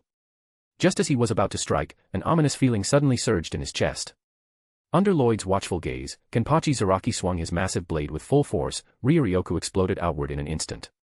Getsuga Tensho. Zaraki bellowed as his sword flashed with a brilliant light, like a crescent moon tearing through the sky. That overwhelming force came crashing forward like a storm, unstoppable and relentless. Chapter 483, Small Fry. Whoa. The moment the alarm sounded, 3 figures, visibly female, moved without hesitation, using Hirenkyaku to step into the air and land on the rooftop. Leading them was someone with antenna-like bangs sticking out of their head, giving them a slightly cute appearance. The other 2 were unmistakably girls, one a petite blonde with short hair, the other a pink-haired beauty with voluminous waves and the charm of an older sister in a youthful body. This alarm, after countless warnings from Haschwalth, had long since become an annoyance to all Sternritter. It had never once gone off in all these years, but never once been forgotten either. Now, with no warning at all, it rang out. There was only one explanation. The Shinigami had arrived. As they landed on the rooftop, 2 figures emerged from the shadows. Leading was a tall, silver-haired man with a slender frame. At 1.85 meters tall, his white haori added an imposing presence. Trailing behind him was a small-framed girl with long hair cascading over her shoulders. Sensing their reiatsu, Jin Ichimaru immediately turned his gaze toward the 3 figures. The moment he saw their faces, he paused slightly. Then, the corners of his mouth curled into a sly smile. Well, well. Looks like we're the first to find the ones the Captain Commander's been looking for. Rukia's face remained calm, but a trace of wariness surfaced in her eyes. She had identified the trio after only a moment's observation. At first, she'd found it hard to believe, but after seeing it for herself, her instincts as a woman told her. The cockroach-haired girl leading the group was, biologically, a man. She was familiar with beauties like Yumichika Ayasegawa, but at least he didn't act overly feminine. This one, however, was a whole different story. Rukia gave a slight shake of her head. She had to admit, she was still young and hadn't seen enough of the world. Giselle Gawel, Scrift Z, the zombie. Lilt Otto Lampard, Scrift G, the glutton. Meninis McAllon, Scrift P, the power. It's you 3, isn't it? As she spoke, she gently drew her Zanpakutō from her waist. She whispered softly. Dance, Sodi no Shirayuki. In the blink of an eye, her once ordinary katana transformed, blade, guard, and hilt all turning a pure, snow-like white. Several pristine ribbons extended from the tip, fluttering gently in the wind. This was Sodi no Shirayuki Shirkai form, beautiful, yet deadly. The first time Masatsuki Aozaki saw it, he'd called it the most beautiful Zanpakutō in Soul Society. Sodi no Shirayuki had covered her face and giggled at the praise. Rukia had also been complimented by her brother that day. But now wasn't the time for reminiscing. There was still much to face, and many more memories to be made. Rukia's gaze turned ice-cold. She pointed Sodi no Shirayuki at the enemy and shouted. Surrender now. Upon hearing that, Liltado's expression darkened. In a frosty voice, she asked. How do you know about us?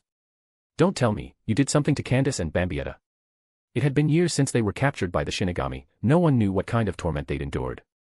If they had ended up leaking information, it would be understandable. Though the 3 of them didn't care much for Bambietta, their relationship with Candace wasn't bad. If anything had happened to her, they wouldn't mind helping her settle the score. While the conversation was still ongoing, Giselle had already rushed forward. Her speed was incredible, she vanished from sight in the blink of an eye. It wasn't out of concern for her friend's emotions.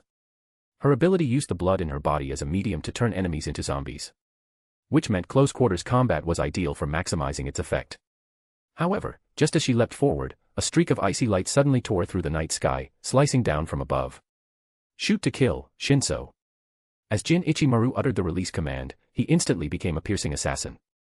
Giselle was still high above the ground when a blade extended and pierced through her abdomen, pinning her midair. Under Jin's cold gaze, she opened her mouth and violently spat out a large mouthful of blood. But the blood splatter couldn't reach either Jin Ichimaru or Rukia. Rukia glanced at the Zanpakutō in Jin's hand, a trace of emotion flickering across her face. Before the battle, Masatsuki Aozaki had evaluated how well they understood Quincy abilities. If that blood had touched her, she might have been forced to use her Bankai. Her Bankai, Haka no Togame, doesn't just freeze the surrounding environment, it halts all molecular movement inside the body.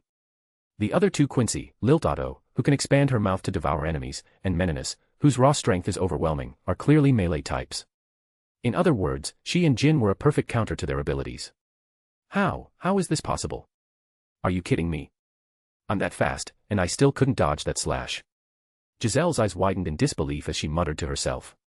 She had already anticipated the enemy might understand how her abilities worked. But what she hadn't expected was that even with her speed, she couldn't evade that strike. She had assumed that with her captain-class Reiatsu and the ability to move through the Reishi world using Hirenkyaku, she could easily handle the situation. So the moment she saw the silver-haired Shinigami, she charged in without hesitation, intending to end it quickly. But reality hit her hard, she couldn't dodge it at all. Back in the Shattenbarich, this silver-haired Shinigami hadn't shown such power. How could his strength have increased this much in just over 20 years? Lilt Otto and Meninas squinted in surprise as well.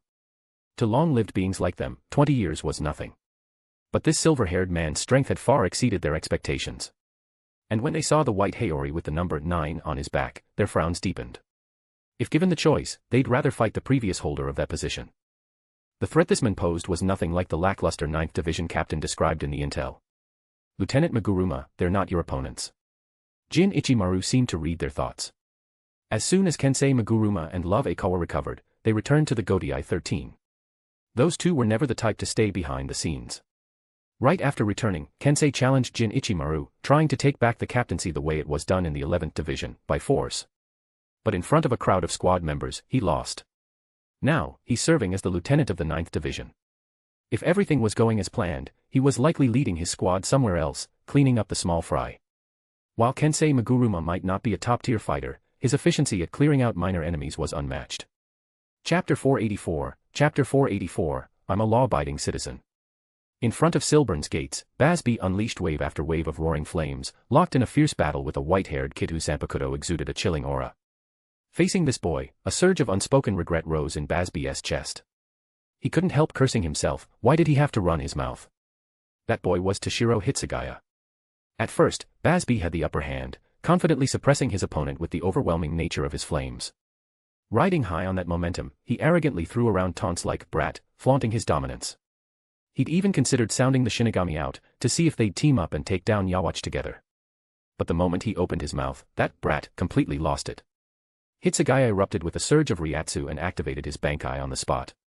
In the blink of an eye, the boy who had barely stood at 1.3 meters transformed into a tall, striking young man over 1.8 meters. Basby felt a shiver run through him, not just mentally, but physically too. The cold emanating from Daiguren Hyarinmura was far more intense than that of any typical ice-type Zanpakutō. Every time the freezing air got close, it left his entire body stiff and numb. The bone-chilling sensation was beyond words. This is bad. If this keeps up, I might actually lose. Damn that Shinigami brat. Volstandig, Ignial. Basby roared. A cone-shaped 5-pointed star appeared above his head, and rod-like wings sprouted from his back. Grinning with a feral edge, he shouted. Brat, you really think I'm scared of you? Shut up and listen when someone's talking. As a Quincy who had followed Yawatch since 1,000 years ago, and one who had continually grown stronger through Hashwaltha's soul-sharing ability, his power ranked among the Sternritter's elite, just below the Schutz's Taffel. He was just about to teach this arrogant kid a lesson when... Splash! A swirling torrent of water suddenly burst down from the sky and sent him flying. Harabel. Hitsugaya frowned at the figure that appeared beside him, clicking his tongue in annoyance. Harabel remained calm as she addressed him. Captain Hitsugaya, are you all right? This Quincy's ability seems better suited for me to handle. Hitsugaya blinked in surprise. The Queen of Hueco Mundo was unexpectedly polite, a stark contrast to Masatsuki Aozaki. Were they really husband and wife? That thought made Hitsugaya grit his teeth. That guy Masatsuki could really learn a thing or two from you. Just picturing Masatsuki's smug face stirred irritation in his chest. Harabel frowned slightly, clearly displeased by the comment. She stared silently at Hitsugaya, her face expressionless, but her eyes carried a faint trace of disapproval. Realizing he'd stepped out of line, Hitsugaya immediately shut his mouth, wary of provoking the Queen of Hueco Mundo. Raising the short sword in her hand, Harabel said coolly. Captain Hitsugaya, Masatsuki-sama is our lord. As his subordinates, it's only right we show respect. Hitsugaya's expression soured. That guy's always calling me a kid, but I say one thing back and I'm the bad guy. How is that fair? He opened his mouth to argue, but Harabel's cold stare silenced him instantly. Yes. Toshiro Hitsugaya lowered his head and forced the word out from deep within. He knew better than to offend the Queen of Hueco Mundo, there was no telling what the consequences might be. Everyone in the Seireitei knew just how serious she was. Harabel nodded in satisfaction, seemingly unaware of the reluctance and frustration behind Hitsugaya's response. Meanwhile, Basby was slowly regaining his composure.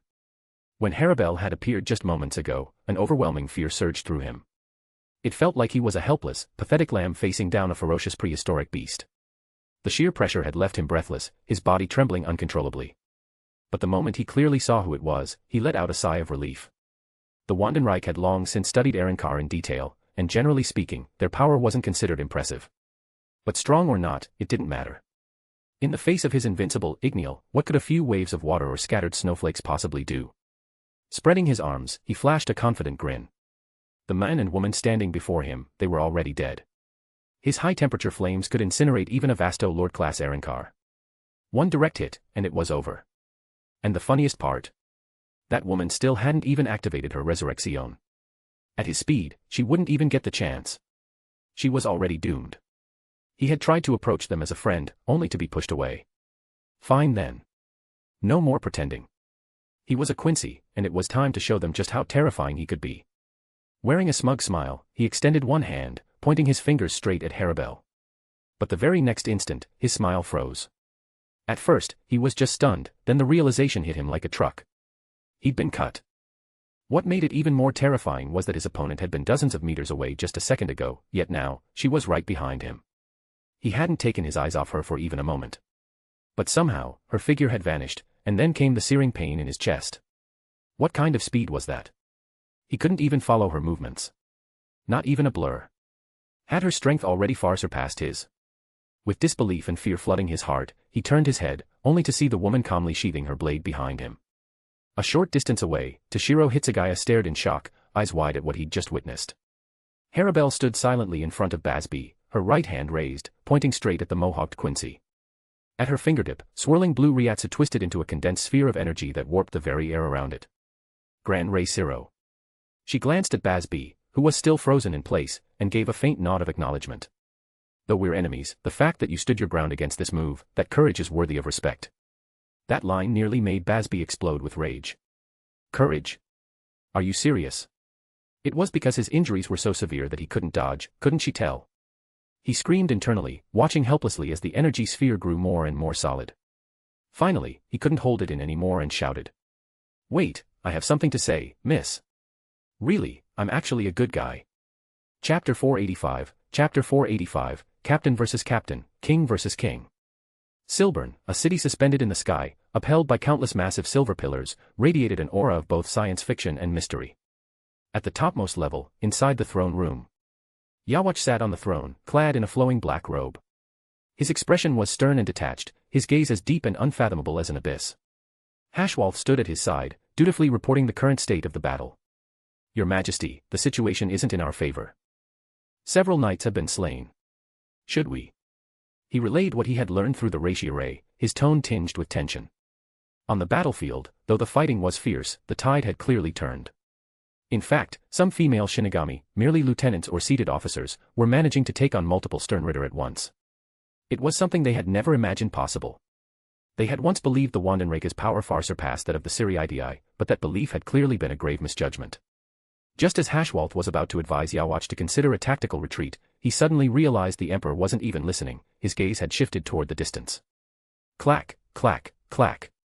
Footsteps echoed up the long staircase from beyond the great doors. A tall, slender figure appeared, walking in at a relaxed pace. He had striking features, with long black hair cascading over his shoulders like a waterfall. Dressed in a black Shihakushō and a white captain's haori, he was the very image that had haunted Hashwalth's thoughts and dreams. And now, standing right before him, there was no mistaking it. Having personally fought in the last 3 clashes between Shinigami and Quincy over the past few decades, Hashwalth knew this man all too well. There was no doubt, the strongest among the invaders this time. The new captain commander of the Gotei 13, Masatsuki Aozaki. Masatsuki looked at the 2 men before him and gave a faint, casual smile. Long time no see, you two. At his words, Yawatch narrowed his eyes and slowly rose from the throne. Spreading his arms, he responded with a calm smile. Long time no see, Masatsuki Aozaki. Hashwalth remained silent at the side, watching the exchange unfold like a conversation between old acquaintances. He said nothing, but his guarded eyes never left the man who had just arrived. Why is he here? And how did he get through Silburn's layered defenses without anyone noticing? Masatsuki stood still, his gaze cold as he looked at Yawatch. You come face to face with me alone, and you're the one who's afraid. Yawatch let out a cold laugh. Masatsuki gave a small, amused shake of his head, then quickly returned to his usual calm. He looked up at Yawatch and said calmly. You're far too confident. Weren't you the one who barged into the Shatten breach alone over 20 years ago to confront us? And now you're scared. Yawatch continued to mock him. Masatsuki Aozaki gave a faint, ambiguous smile and spoke slowly. No need to provoke me. I know you've got people hiding in the shadows. Go ahead and bring them out. I am the king of the Quincy. I am Yawatch. Are you insulting me? Yawatch's expression darkened, and the pressure around him intensified. A terrifying wave of Ryatsu surged forth like a storm, shaking the entire Wandenreich to its core. Haschwalth furrowed his brow slightly, unease stirring in his chest. Though Yawatch was currently in a conscious state and hadn't yet accessed the full power of the Almighty, his strength had long since surpassed that of an ordinary Quincy, or even a typical Shinigami. Even when the force wasn't aimed directly at him, Haschwalth could still feel the crushing weight of it. And yet, the young Shinigami standing opposite, the one taking the brunt of that force, hadn't so much as flinched. If this man wasn't some illusion, just how powerful had he become? Could he truly be on par with his majesty? As unbelievable as it seemed, Haschwalth, ever loyal to Yawatch, wasted no time. He swiftly drew his reishi sword, eyes locked on Masatsuki Aozaki, ready for any sudden move. Amid Yawatch's overwhelming spiritual pressure, Masatsuki casually rubbed his chin, a faint smirk tugging at his lips. Trying to scare me with your Ryatsu. That's not like you. He continued, tone light and unbothered. If you won't call out those two little rats yourself, then allow me. With a snap of his fingers, two figures suddenly appeared in the room, their faces clouded with confusion. One was a dark-skinned man with short white hair, a black crosshair marking over his closed left eye. He wore fur-lined shoulder armor and a green, horned fur hat. The other had Latin features, a loose, curled bang falling over his forehead, and long black hair flowing behind him. What were you hiding them in the Schattenbreach for? Masatsuki's voice remained calm, his expression unreadable. Yawatch, on the other hand, fell silent for a long time. Seconds ticked by until he finally opened his mouth and spoke in a low voice. Leal, a skin, stand down. At his command, Leal Baro and a skin Nak Lovar stiffened, expressions flashing first with panic, then shame. With a blur, the two retreated behind Yawatch. In truth, neither of them had any idea how they'd ended up here. Seeing the bewilderment on their faces, Yawatch's own expression turned grim.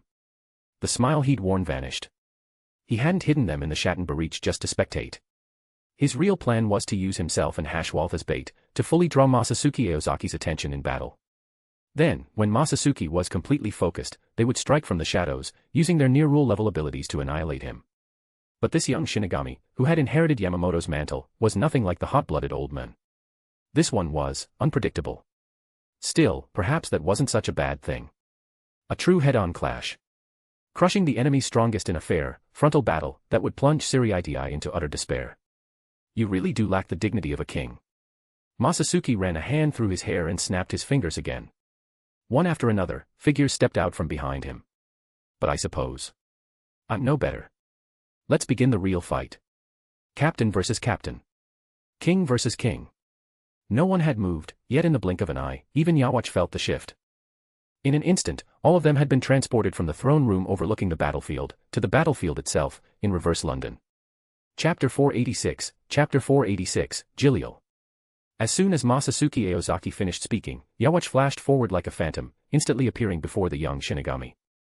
He opened his palm, and dense reishi rapidly gathered, condensing into an incredibly sharp long blade in the blink of an eye. Without a moment's hesitation, Yawatch swung the blade with tremendous force, sending a fierce slash straight at Masatsuki Aozaki. Facing such a ferocious assault, Masatsuki didn't retreat either. His gaze remained steady, and the gleam of his sword flared as he met Yawatch's strike head-on without fear. Boom. Two powerful forces collided, unleashing a deafening roar.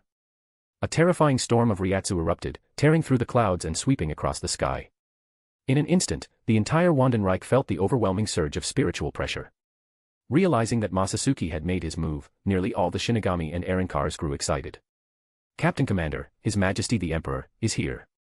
Victory is certain in this battle. Everyone's hearts surged with confidence. Leal Baro narrowed his eyes, staring intently at the battlefield. He wanted to leave this to Haschwalth and rush to assist Yawatch himself, but he knew the time wasn't right. Just then, he sensed a strange fluctuation in energy and frowned. In the distance, a figure slowly approached. The man had short brown hair and dual-colored eyes, exuding a gentle air, with a gaze as warm as sunlight. He wore a white haori, and a wooden plaque bearing the character was tied to his right arm. As Leal Baro saw the figure, he bent slightly and slung a massive sniper rifle-like reishi weapon over his shoulder. The men stopped about 50 meters away. Aizen calmly gazed at the sniper in front of him and said in a composed tone. Leal Baro, member of the Schutzstaffel, Script X, the X-axis, the power to pierce all things. Your ability lets you penetrate everything in the trajectory between your muzzle and your target. And that tightly shut left eye of yours, once open, it grants immunity to physical damage. I must admit, the combination of those two abilities is indeed terrifying. Unfortunately, they seem to be ineffective against me. My Captain Commander is currently fighting Yawatch. It won't be long before the Quincy King falls. In that case, as the lieutenant, I'll be the one to grant you the same fate. Aizen's tone was calm throughout. Hey, arrogant words for a Shinigami. Leelbaro sneered, stepping forward and aiming his gun at Aizen. But I'm curious, where did you get that intel? Those two traitors alone couldn't have given you such detailed information. At that, Aizen adjusted his glasses and looked over. Naturally, it was my Captain Commander who told me. You should feel honored that he sent me to kill you. Question mark. Leelbaro frowned, doubt swirling in his mind. Why had Masatsuki Aozaki mentioned him specifically? Why? He had never even seen Masatsuki before. Candace and Bambietta, those two juniors, might know his name, but he had never revealed his script ability to them. So why did Masatsuki seem to know him so well? Leelbaro's gaze sharpened as he stared at Aizen, determined to get to the bottom of it. But in response to his confusion, Aizen simply smiled slightly, offering no explanation. Either way, today is the day you die. Leelbaro decided not to dwell on it any longer.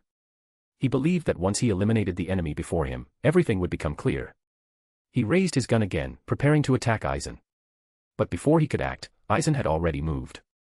The lieutenant swiftly drew his Zanpakutō and casually positioned it before him, blade tip pointing downward. Seeing this odd move, Leelbaro shook his head slightly. It looked like Aizen was giving up on using his Zanpakutō. But with that slender frame and build, he certainly didn't look like someone skilled in close combat. No matter. Better finish him off quickly and return to his majesty. The X-axis. Without a moment's hesitation, he gripped the black spear wrapped in green fur, aimed at Aizen, and decisively pulled the trigger. But just as the bullet fired, a sudden sense of dread surged in Leelbaro's heart. To his shock, the bullet pierced straight through Aizen's body. Was it just an illusion? Leelbaro stared in disbelief. Moments later, he gasped in confusion. Though Aizen's chest had been blown open, it healed completely in the blink of an eye. Could such an incredible regenerative ability really belong to a Shinigami? Aizen slowly let go of his weapon, the long blade falling like a discarded mask as he calmly watched his enemy. Judging by that look of disbelief, I'm guessing you never imagined a Shinigami could possess such monstrous regenerative powers. Although I still appear to be a Shinigami, calling me a monster wouldn't be wrong.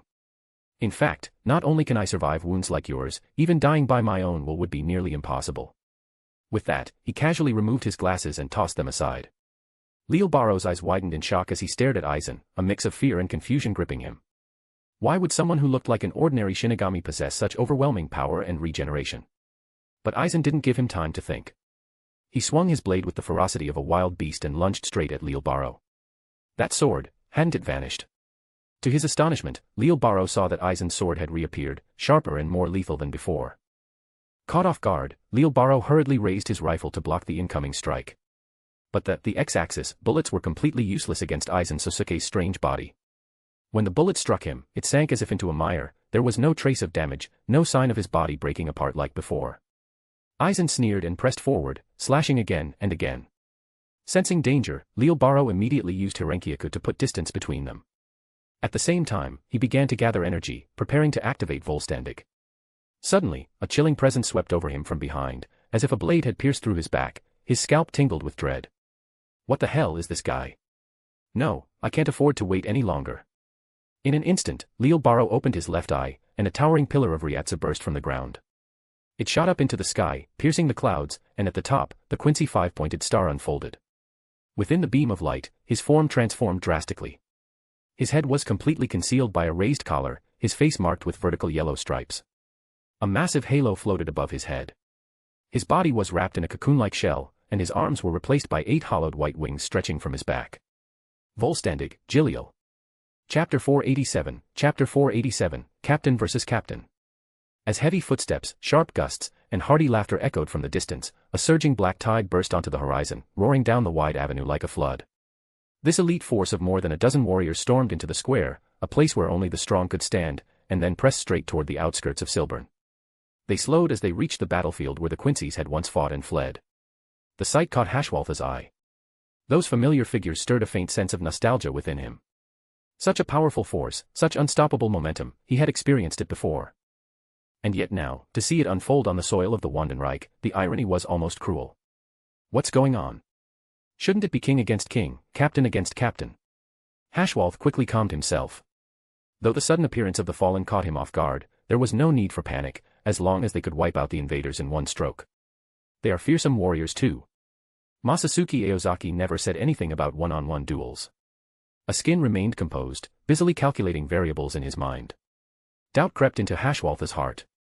After all, these were the ones who had brought down his predecessors. They once wiped out an entire legion, and now there are even more unfamiliar faces. I'm not sure we can hold them back. His tone was grim, his expression heavy. Their numbers alone complicate my calculations. And those new faces among them, they're no pushovers. Askin's gaze fell on Ranjika Matsumoto, Neliel, and Lilineti, who had joined the ranks of the original captains. His expression darkened. Hashwalth stayed silent. If the enemy wanted a head-on clash, then so be it. At least, thanks to His Majesty's foresight, the Wandenreich had gained greater strength than ever at the first sign of attack. The invaders were strong and many, but even with just the two of them, it might still be a fight worth taking. However, when he saw a flash of light and a soul stream into Yawacha's body, Hashwalth's eyes narrowed slightly. That soul had been summoned through Oswalin. And it looked like Yawach was slowly being pushed back by Masatsuki Aozaki. He took a deep breath, steadying himself. No matter what, they would fight with everything they had, for the Wandenreich, for their beliefs. For the one person who truly acknowledged his existence, the King of the Quincy, his supreme lord, the one he must protect above all. On one side was His Majesty, locked in battle with a powerful foe. On the other was himself, deep in enemy lines. Thousands of meters of pure white terrain separated them, both caught in precarious positions. His Majesty had been forced to use Oswalin, there was no doubt he was being overwhelmed in this clash of kings. And now Hashwalth found himself surrounded, facing warriors who had once crushed entire armies. It was a dire situation. Perhaps their story would end here. Yet for some reason, a faint sorrow welled up in Hashwalth's heart. To face overwhelming odds, to display our valor, to guard His Majesty's glory, this is the epic that belongs to heroes. Clad in white, Hashwalth raised the Freund shield and, without looking back, charged straight into the enemy ranks. He didn't hesitate for even a second. While praise from one's elders shouldn't come too easily. I have to say, the way you charged in, it really did look cool. A skin let out a snort, but couldn't help feeling impressed. This half of His Majesty's power was no joke. No, he'd always been strong. Despite his delicate appearance, his strength was undeniable, arguably the strongest beneath the Emperor in the Wandenreich. But while he could move so freely, others had it rough. If a skin tried that kind of reckless charge, he'd probably be hacked to pieces by those original captains without a second thought. Askin's script was D, representing the death dealing. Through precise analysis, detailed comparison, and subtle manipulation of an individual's environment, he could disrupt the balance between a person and their surroundings. Even in extremely disadvantageous situations, a skin could absorb the reishi generated when opponents injured him. During this process, his body would instinctively analyze their reiatsu and gain resistance to it. Simply put, just like how the same attack doesn't work twice on Saint Seiya, the same type of reishi damage stops working on a skin. However, faced with over a dozen vicious enemies, there was no way they'd give him enough time to adapt. Vollständig, Hass Hein. With a deep shout, a skin activated his Vollständig without hesitation. In an instant, his entire body was enveloped in complex molecular structures. A star-cross halo composed of molecular formulas appeared above his head, while twin light wings extended from his shoulders, their forms woven with interlocking molecular patterns. Facing such powerful opponents, he knew there was no room for the slightest carelessness. Just then, a mask silently slid over Askin's eyes. At his sides appeared two women, each with a mass-produced Hogyoku embedded in her chest. Their faces looked somewhat familiar. A skin quickly recognized them as former captains from the original Gotei 13. Upon closer inspection, he realized who they were. Wasn't that Batsensei Katori and Furufushi Saido, the very ones who had participated in the Quincy massacre 1,000 years ago? These striking women raised their long swords and lunged at a skin. The blades in their hands gleamed with overwhelming reiatsu, the intensity surpassing even their strength from a millennium ago, beyond what a Shinigami's life should be able to contain. Meanwhile, Hashwalth was also locked in a fierce battle. Led by Ranjika Matsumoto and Retsu Unohana, the original Gotei 13 fighters launched a relentless assault on him. Each of them was a seasoned warrior, well-versed in exploiting their strengths to strike down their enemies. They didn't clash head-on with Hashwalth's long sword. Instead, they skillfully evaded its edge, patiently waiting for the right moment to counter. Hashwalth cursed inwardly. Even with the power boost from Oswalin, the sheer number of enemies was overwhelming. Every member of the original Gotei 13 was a powerhouse in their own right, making it incredibly difficult to fend them all off. Fortunately, the force of the balance still posed a threat to them, and the stern Ritter who had noticed the battle unfolding began arriving to assist. Even so, Hashwaltha's body was accumulating more and more wounds. Blood streamed down his figure, soaking the ground beneath him. Chapter 488, Chapter 488, King vs. King. Streaks of blue light shot across the sky like meteors, converging into a powerful stream of energy that flowed endlessly into Yhwach's body. His entire form was engulfed in blue light, as though he were standing at the heart of a mysterious energy vortex. With each surge of light, the power within him continued to rise, radiating an aura so intense it made the heart race. Sensing the explosive surge of power within Yhwach, Masatsuki Aozaki couldn't help but feel a flicker of emotion. No wonder people once claimed Yhwach was one of the strongest contenders for MVP of the Thousand-Year Blood War. From the start of the war until now, Yhwach had slain more Sternritters than anyone else, making him the deadliest force on the battlefield. Not a single fighter among the allied forces of the two worlds could match him. As Captain Commander, Masatsuki Aozaki couldn't help but wonder if perhaps Yhwach's achievements deserved some praise. When Yhwach fired off another spirit arrow, Masatsuki casually waved his hand and shattered it with ease. A confident smile tugged at the corner of his lips. Still not strong enough. Even after he absorbed so much power from his subordinates, Masatsuki remained confident he could hold him back. In both raw physical strength and the near-limitless ryatsu drawn from the depths of his soul, Masatsuki Aozaki far surpassed Yhwach. And now, things were about to get very simple. Masatsuki stepped forward, his overwhelming presence surging higher with every move, like a star on the verge of supernova.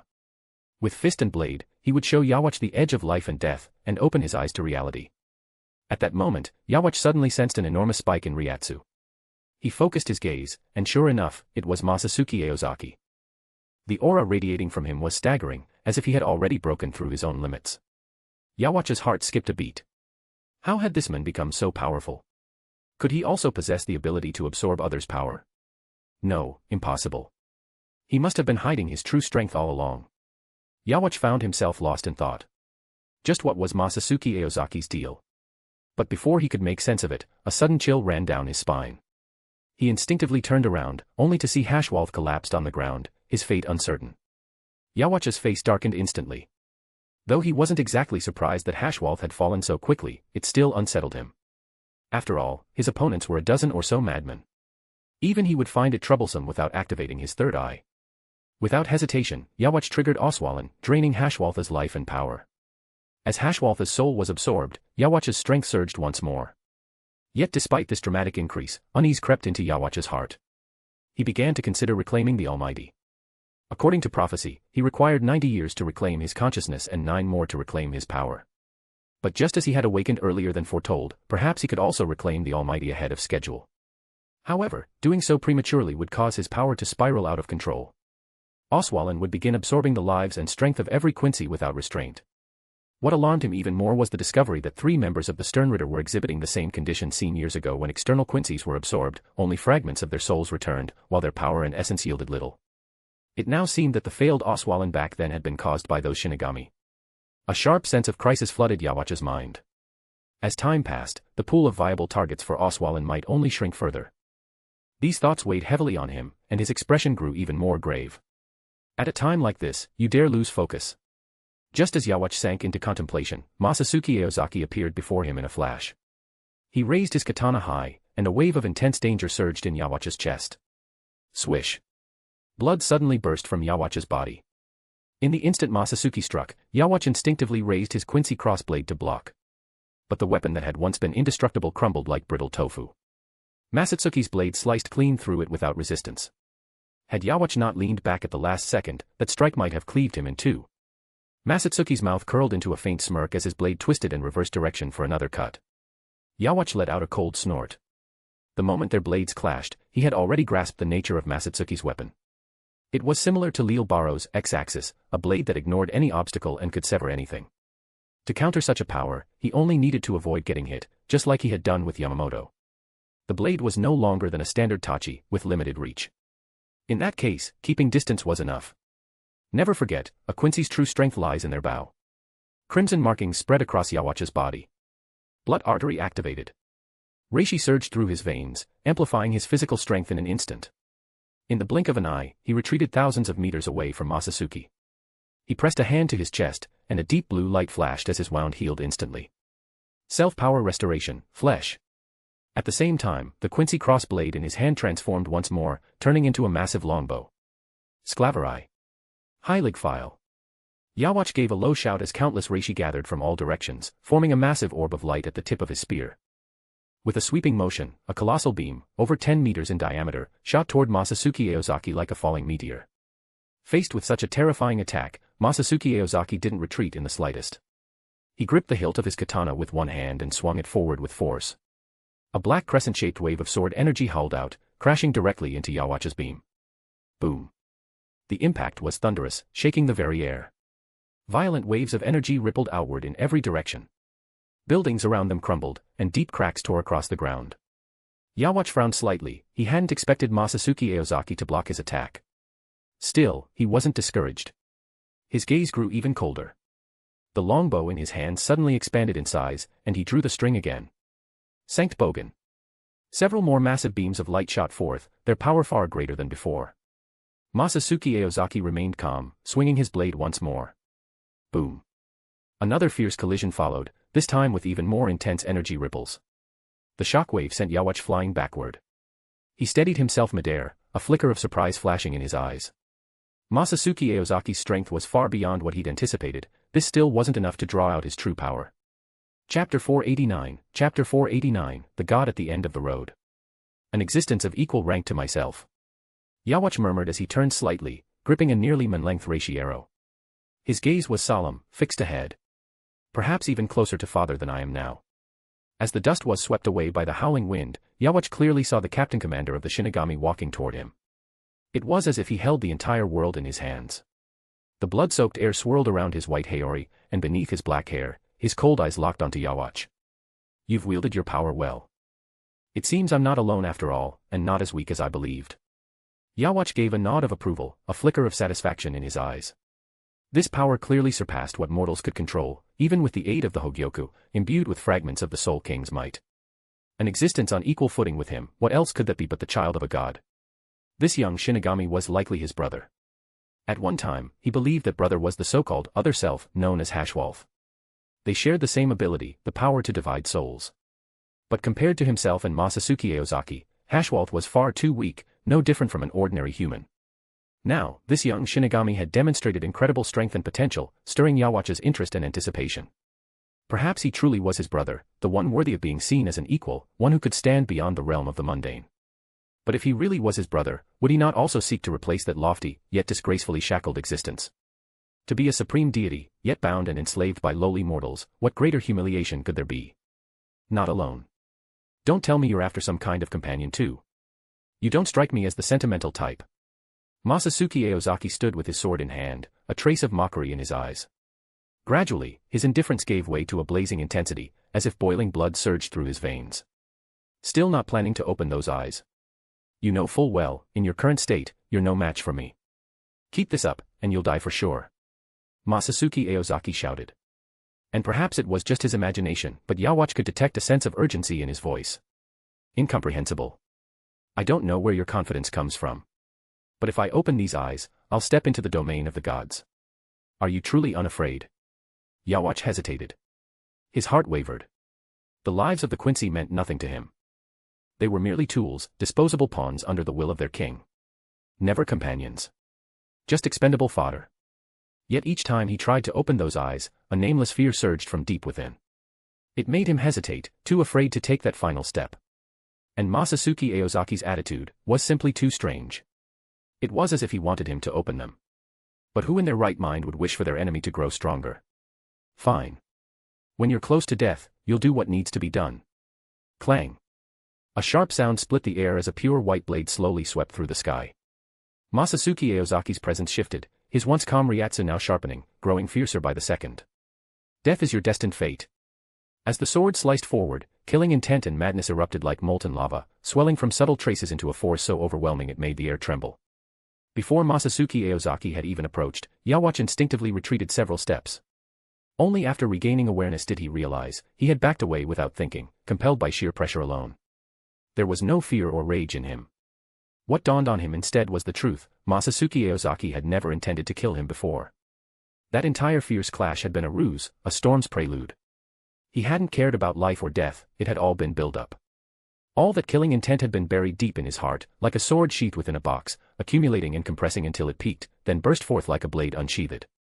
So that's it. Just now, he was only toying with me, but now he really means to kill. Yawachi's eyes, capable of glimpsing the future, now saw only death. In his vision, the man standing before him was no longer the captain commander of the Shinigami, but a raging beast, roaring with fury. It reminded him of an old friend. 1,000 years ago, amid endless despair, fear, and wailing, the flames of rage had suddenly ignited. And because it had been suppressed for so long, its eruption was all the more terrifying. I see. Then let me see whether your fury is enough to drive me to the edge. Yawachi raised his arrow, watching as the Shinigami before him lifted his blade. The clouds above began to churn, twisting into a massive vortex. Masatsuki Aozaki stood aloft like a god of destruction.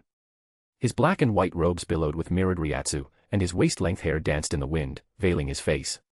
His eyes were cold. The long blade in his hand shimmered with a deadly light, as though it could tear the very sky apart. Yawachi felt a crushing pressure like never before, but instead of backing down, a faint smile of anticipation curved his lips. He knew, this was a battle of life and death. And if he could win, no one would stand in his way again. Across from the giant Quincy Cross crest at the center of the royal city, Yawachi stood in silence before the execution post, cloaked in black, glowing faintly with azure light. Compared to Masatsuki Aozaki, he looked more like a warrior rising to challenge the gods. Everything around them was still. No one moved, no one spoke. Even the usual clamor of reverse London seemed to fade into silence. On this stage where the fate of the three worlds would be decided, only a god and his challenger faced off. Fragments of stone floated in the air, drifting like delicate snowflakes. Then, after a moment, a dark shadow fell from above, landing between them. With a dull thud, a strange avian head hit the ground, splattering blood that made Yawachi narrow his eyes. He recognized it instantly, the final form of Leal Barrow's Volstandig. That bloodthirsty bird who always brought victory was now plummeting from the sky. Just then, Yawachi suddenly felt an overwhelming force descend upon him. He looked up, only to see the god above the world lower his head. Through the strands of drifting hair, he met a pair of cold, detached eyes. And in that instant, when their gazes locked, his mind felt like it would burst. He seemed to glimpse a terrifying vision. Rivers of blood flowed endlessly, winding across the land, turning the earth crimson. A shattered black king lay broken, his limbs strewn about like discarded dolls. Those mangled remains slowly fused together, forming a massive, ominous throne. It stood at the end of a road paved with bones, an entrance to hell, or perhaps a gate to heaven. And atop that road, a white god gazed coldly upon the world. That gaze was utterly disorienting. Chapter 490, not enough pressure. No. Yawachi's heart sank. His brows furrowed as he snapped his focus back, forcibly tearing himself away from the illusion. He never imagined that, as one of the most exalted souls in existence, he could still be struck by a mental assault. Clang. Just as he regained his senses, a white longsword came crashing down on his arrow. An overwhelming force surged through his entire body in an instant. A searing, tearing pain shot through his wrist, followed by a deafening blast as the reishi exploded. Masatsuki Aozaki, sword in hand, struck Yawachi like a bolt of lightning. The blade he wielded was impossibly sharp, its unstoppable momentum cleaving straight through the high-leg file Yawachi had fired. The unleashed Ryoryoku tore through Silburn like a storm, shredding it apart. Crash!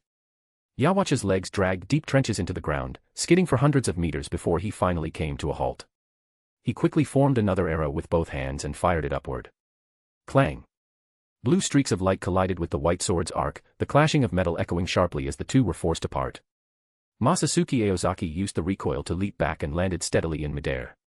Looking up again, he saw the black-clad monarch raise his palm high, a blue spear forming in its center. Whoosh! A shrill whistle pierced the air as Masatsuki Aozaki's speed reached its peak. With a rising slash, his blade, capable of cutting through anything, sent the spear hurtling into the sky. Then came a thunderous boom. The explosion of the airborne spear lit up the battlefield, so bright it forced everyone to squint. The son of the Soul King possessed terrifying power, he could casually unleash ryatsu that far surpassed the limits of any Shinigami. From the sheer force of that strike, Masatsuki Aozaki gauged the enemy's strength. He then saw Yawachi raise his hand again, simple, direct, no unnecessary flourish. He drew his bow, nocked an arrow, turned his body slightly, and released. Boom boom boom. Arrows rained down like a storm, striking the earth and igniting bursts of brilliant blue light. The ground within that radius was obliterated, shockwaves surging like a tsunami. Masatsuki Aozaki reacted in an instant, his figure vanished from the spot. The explosion's force seemed to rip through him, but it didn't leave a scratch. No wonder he's so confident against the old men, even if he's lacking in offense and defense. Setting Zanpakutō abilities aside, their raw strength isn't even on the same level, Masatsuki thought to himself. He might appear consumed by bloodlust, but in truth, he remained ice-cold. Before the blue waves had even faded, Masatsuki Aozaki spotted Yawatch leaping high into the sky, a ripple of azure spreading behind him. Multiple high-leg files. The future unfolded before his eyes as Masatsuki's body turned ghost-like, and then hundreds of beams rained down from the sky. The light beams fell in dense waves, cutting off all avenues of escape. In an instant, the ground was unrecognizable, as if divine judgment had descended to cleanse the world of impurity. There was no way he would die that easily. Yawatch hesitated for a moment. He hadn't activated the Almighty, so he didn't assume victory blindly. How could a foe this terrifying be brought down so simply? And retreat wasn't an option either. Even with Masatsuki Aozaki's presence completely vanished, Yawatch was certain he wouldn't run. Given the current state of the battlefield, no one else stood a chance against him. If Masatsuki fled, everyone else would surely die. In that moment, his thoughts raced like lightning. Just as he lifted his foot to step forward, his entire body vanished without a trace. Swish. A streak of black and white sword light, spanning over 10 meters, appeared in the air like a phantom, leaving behind a dazzling arc without the slightest warning. High above, Masatsuki Aozaki looked down at the air sliced open by the sword's path, then suddenly spun around and slashed sideways behind him. Boom. A blue arrow shot in at that exact moment, colliding head-on with the slash. A torrent of blue and black and white energy exploded outward. This was no mere clash, it covered nearly a kilometer, more like a grand festival of fireworks than a simple impact. The dazzling brilliance blurred the entire battlefield as if shrouded in thick fog, but for the two locked in combat, vision wasn't necessary. The future was already in full view before them. Masatsuki Aozaki raised his left hand. A blazing spear let out a crisp phoenix cry in his palm, then pierced the radiant waves ahead and crashed fiercely into an enormous blue spear. Whoosh! The blue spear dissolved instantly at the reishi level, vanishing without a trace. That terrifying energy detonated high in the sky, thousands of meters up, forming a massive, blinding sphere of light that completely engulfed both Masatsuki and Yawatch. But in the very next moment, another blue crescent and golden pillar of fire reappeared several hundred meters away. They kept charging, chasing, clashing, again and again, without pause. It was a simple cycle, yet utterly terrifying. In all of reverse London, catching even a glimpse of their figures had become a rare luxury. All people could see were the exploding spheres of light left behind, flickering like fleeting stars across the sky.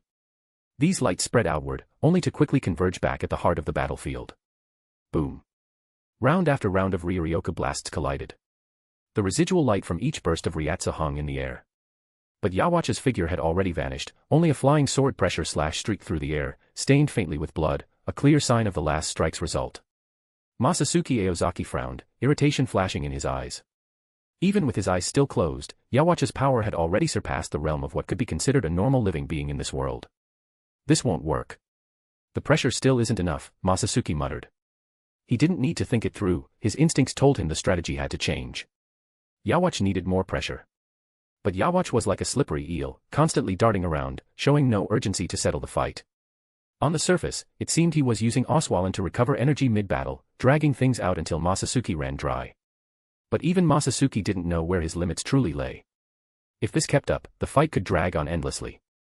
He couldn't afford to kill Yawatch too quickly, yet he also couldn't let the battle go on forever. Time to hit harder. Chapter 491, Creating the Future. Boom. A long, blue spear slammed into the ground in front of him with immense force, unleashing a shockwave that surged forward like a raging tide. This time, Masatsuki Aozaki didn't retreat. His form grew indistinct, as if melting into the air itself, slipping effortlessly through the hail of explosions. Boom. Boom. Boom. Arrows rained down from every direction like a storm, kicking up towering plumes of smoke. Amid the churning blue tide, Masatsuki Aozaki couldn't see a thing, but he didn't need to. Without hesitation, he drove his long blade into the ground beneath him. Reduce all creation to ash. In an instant, a black and crimson tornado burst into the sky, wrapping tightly around Masatsuki Aozaki. The incoming blue arrows shattered on contact, torn apart by the swirling force, causing Yawatch's eyes in the sky to flicker with unease. Ryujin Jaka, or Zanka no Tachi? No, neither. This wasn't some ordinary flame. It was the remnants of a world consumed by fire. Yawatch fell silent. He could already sense the decay radiating from the black mist, creeping into his flesh, seeping through the seams of his robes, trying to erode the body of the Son of God. He chose to retreat, for now. That power was too dangerous. Without hesitation, he flickered out of the black mist, launching himself toward the sky, 10,000 meters high. But before he could take in his surroundings, a sharp instinct made him turn his gaze upward. There, hovering above, was the white god, cold eyes locked directly on him. Clang! A crescent of light flashed through the air, a massive arc of blade energy stretching dozens of meters, slicing precisely toward the enormous high-leg file Yawatch had been about to throw. The spear-like arrow in his hand exploded on impact, the shockwave knocking him back and sending him falling. Why is his power still rising? Yawatch wondered. His form vanished again, reappearing some distance away as he prepared to hurl another arrow. But just then, he slowly raised his head, and saw the deity already waiting for him. Ryujin Jaka, first style, slash. Swish. The sword sliced through the air, leaving a black and red gash across the sky like a rift in the heavens. Yawatch vanished again, only to reappear hundreds of meters away. He glanced down. A single slash line traced across his body, cutting deep into the noble flesh of a king. Black and white Ryatsu leaked from the wound, one even his own power could not mend. But facing an attack from an equal, Yawatch neither flinched nor faltered. Like him, the other was a being beyond the mundane, so it was only natural they could do the extraordinary. Nothing about this surprised him. His brow twitched slightly, a flicker of pain flashing through his expression, but it faded just as quickly, as if such agony was nothing to him. And then, Masatsuki Aozaki appeared once more. Long sword in hand, raised high, he unleashed a surge of overwhelming Ryatsu. He swung his blade, effortlessly smashing the reishi arrows that flew at him, then lunged forward without hesitation. At the same time, two figures burst from the haze, the Bansho Senran sisters striking from behind.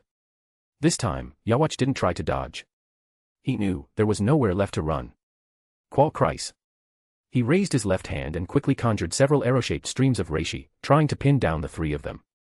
But Masatsuki Aozaki and the Bansho Senran sisters broke free almost instantly, continuing their assault on Yawatch. The clashing Ryatsu shrieked through the air, a piercing sound that seemed to echo the brutality of their battle. Three blades closed in on Yawatch, each one plunging into his shoulders and throat. The strikes were so fast that he could even hear the faint whisper of steel slicing through his hair. Yet in that split second, a twisted grin spread across his face, and just as Masatsuki Aozaki moved, he closed his eyes. The script A, it stood for Almighty. The power to know and alter the future. And now, this Quincy king who wielded that divine power opened his eyes as death loomed before him. The world seemed to freeze for a breath, then erupted into blinding brilliance.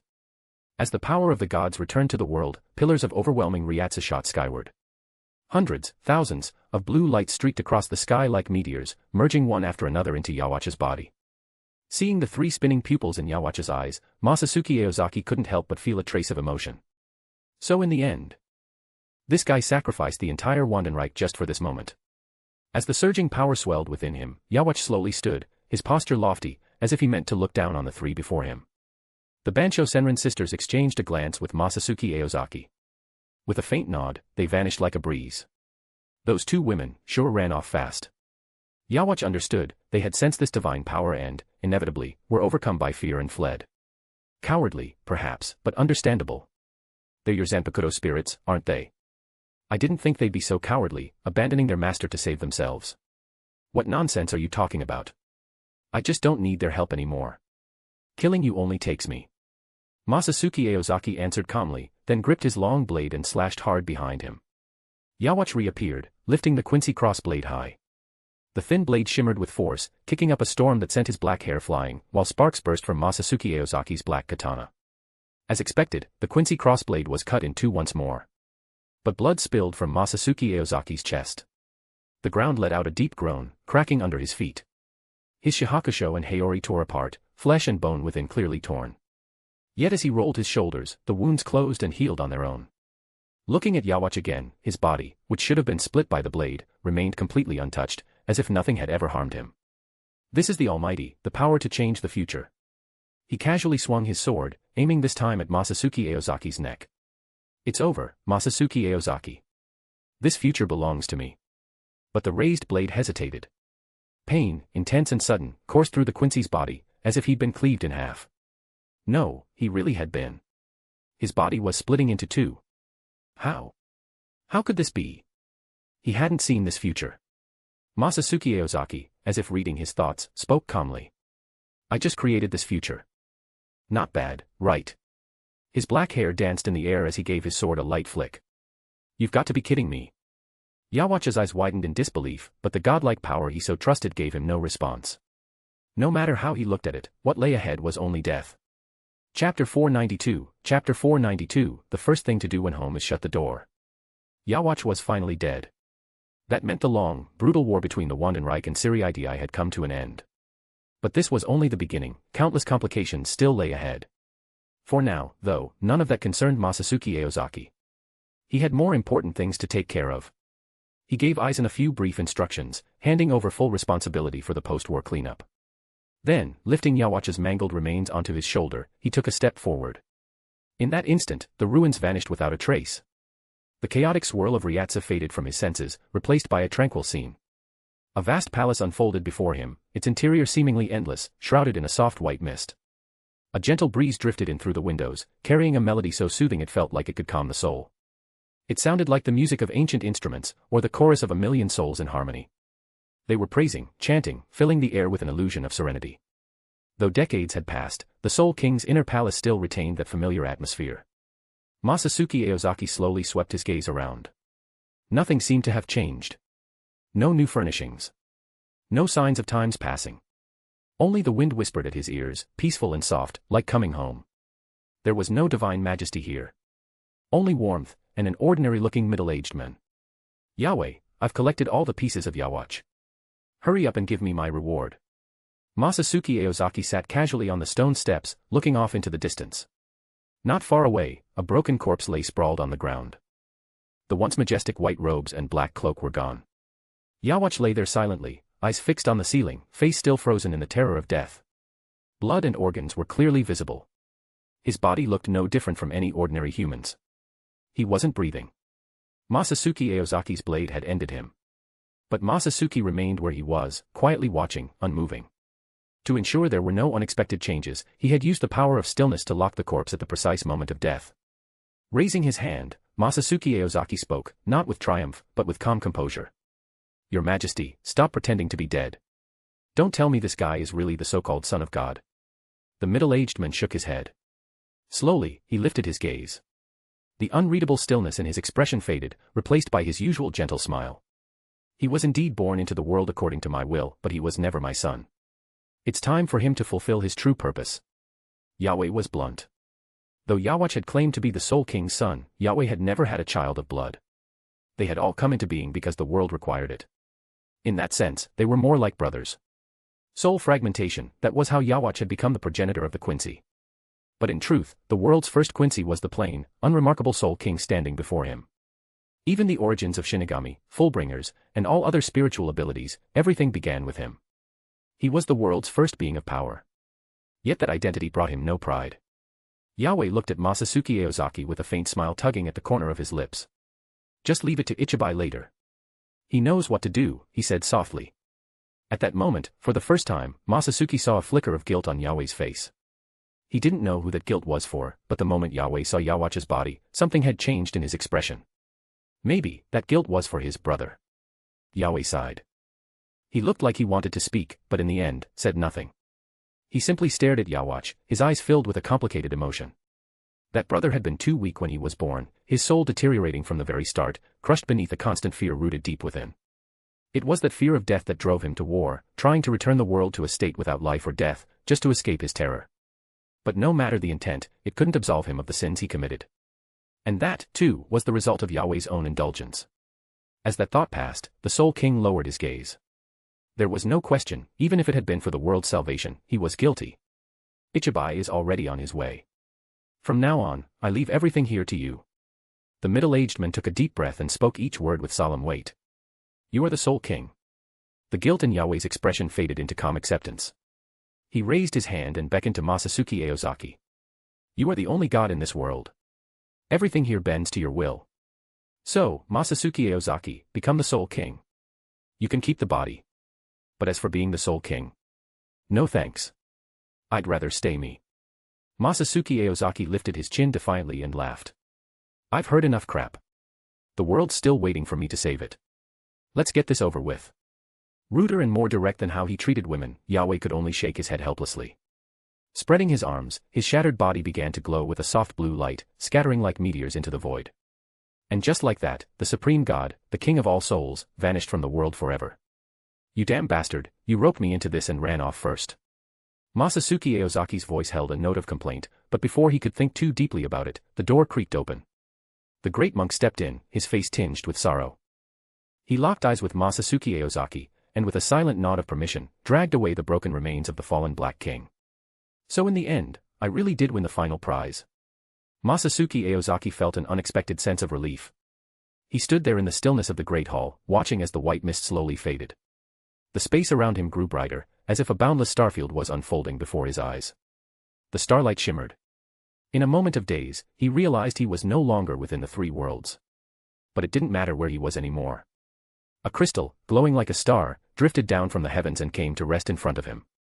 The Soul King's remnants, along with the world itself. Masatsuki Aozaki no longer bothered pondering the deep nature of existence. He lowered his head. The light beneath his feet was swallowed by darkness, and countless stars began to fall from above. Just like how the first thing you do when coming home is close the door, he felt he was doing the same now. The last sliver of light vanished in an instant, leaving only the glow of the starry sea in the void, cutting off all retreat. In that moment, Masatsuki Aozaki was becoming one with the world. Chapter 493, Chapter 493, Will of Hell. Time flew by, and several days passed. At a glance, hell stretched endlessly in all directions. Towering stone pillars rose from the ground, the air was thick with miasma, and desolation reigned supreme. At this moment, Masatsuki Aozaki had already left the three worlds behind and stepped into a completely unfamiliar space. It didn't resemble the terrifying purgatory of legend, but rather a desolate, uninhabited void. Even so, he felt no fear or panic. Strange as it was, this wasn't his first time witnessing such a scene. Nor did he let his mind drift into idle thoughts. From the very beginning, he had believed that Ranjaku and the others could take care of themselves, there was no need to worry. Unlike what the Soul King had imagined, Masatsuki Aozaki wasn't distracted by outside matters. His goal was clear, his will unwavering, and his heart burned with an intense desire. It was as if only by completing this task could he truly find peace. He gripped the katana tightly, not with some grand resolve to save the world, but with calm composure. Thoughts of the people in the three worlds, longing for his lovers' bodies, and his hopes for the future, all these emotions intertwined, anchoring his mind and shattering any illusions about the unknown. When the towering will of hell appeared before him, it lifted a sword forged from the principles of sin and punishment. The pressure it emitted was so overwhelming that even a so-called king like Yawatch would be crushed to his knees. But to Masatsuki Aozaki, this only intensified his bloodlust.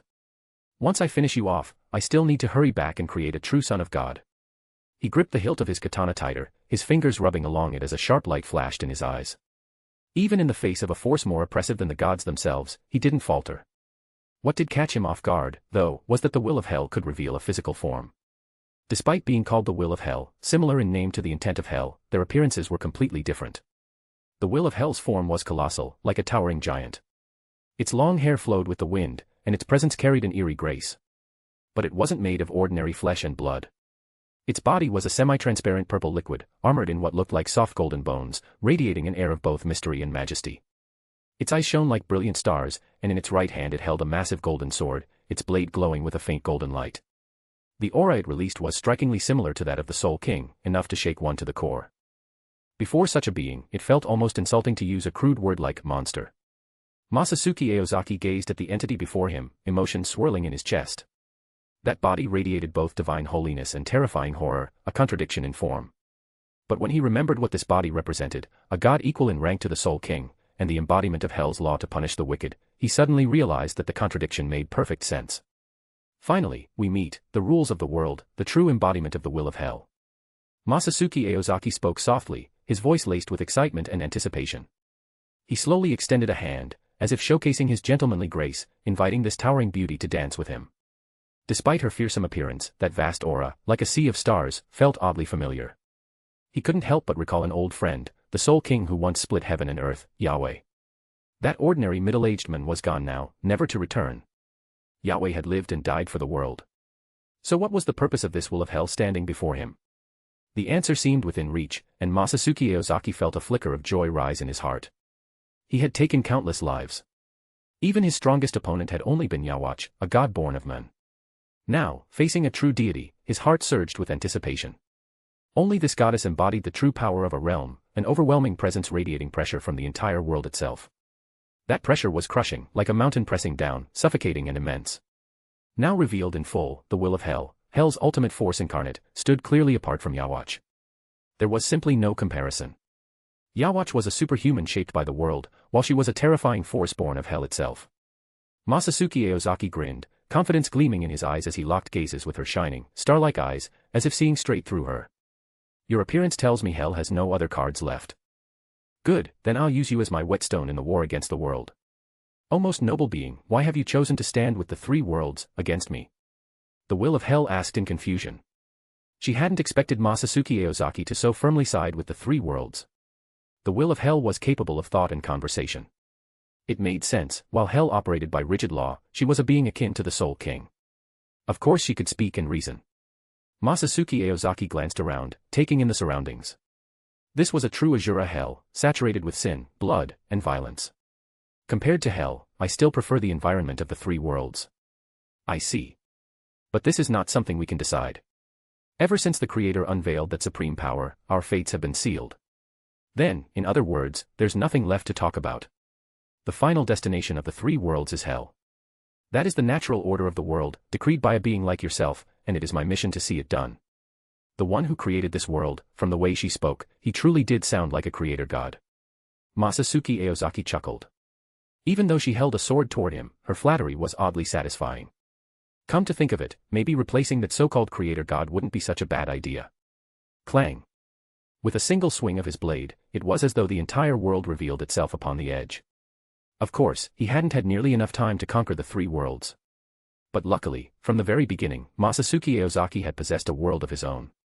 This was the final step. The final enemy. And if some mythical creator god suddenly appeared now, well, there wouldn't be anything he could do. Not just the three worlds, I want to see whether adding Hell can contain this endless greed of mine. As you wish, noble being. The will of Hell's long hair danced in the air, and once again, the vast space around them began to shift. First, the stone pillars sank into the earth. Then, from the pale sky above, columns of white light descended, like massive swords stabbing down into the land. Masatsuki Aozaki lowered his gaze. He now stood upon a mirror-like lake, its surface reflecting the sky in pristine clarity. But when he looked down, the depths were invisible, unfathomable. Chapter 494, Chapter 494, Even the World is Guilty. Lieutenant Sama, the elders of the Yomi clan request an audience.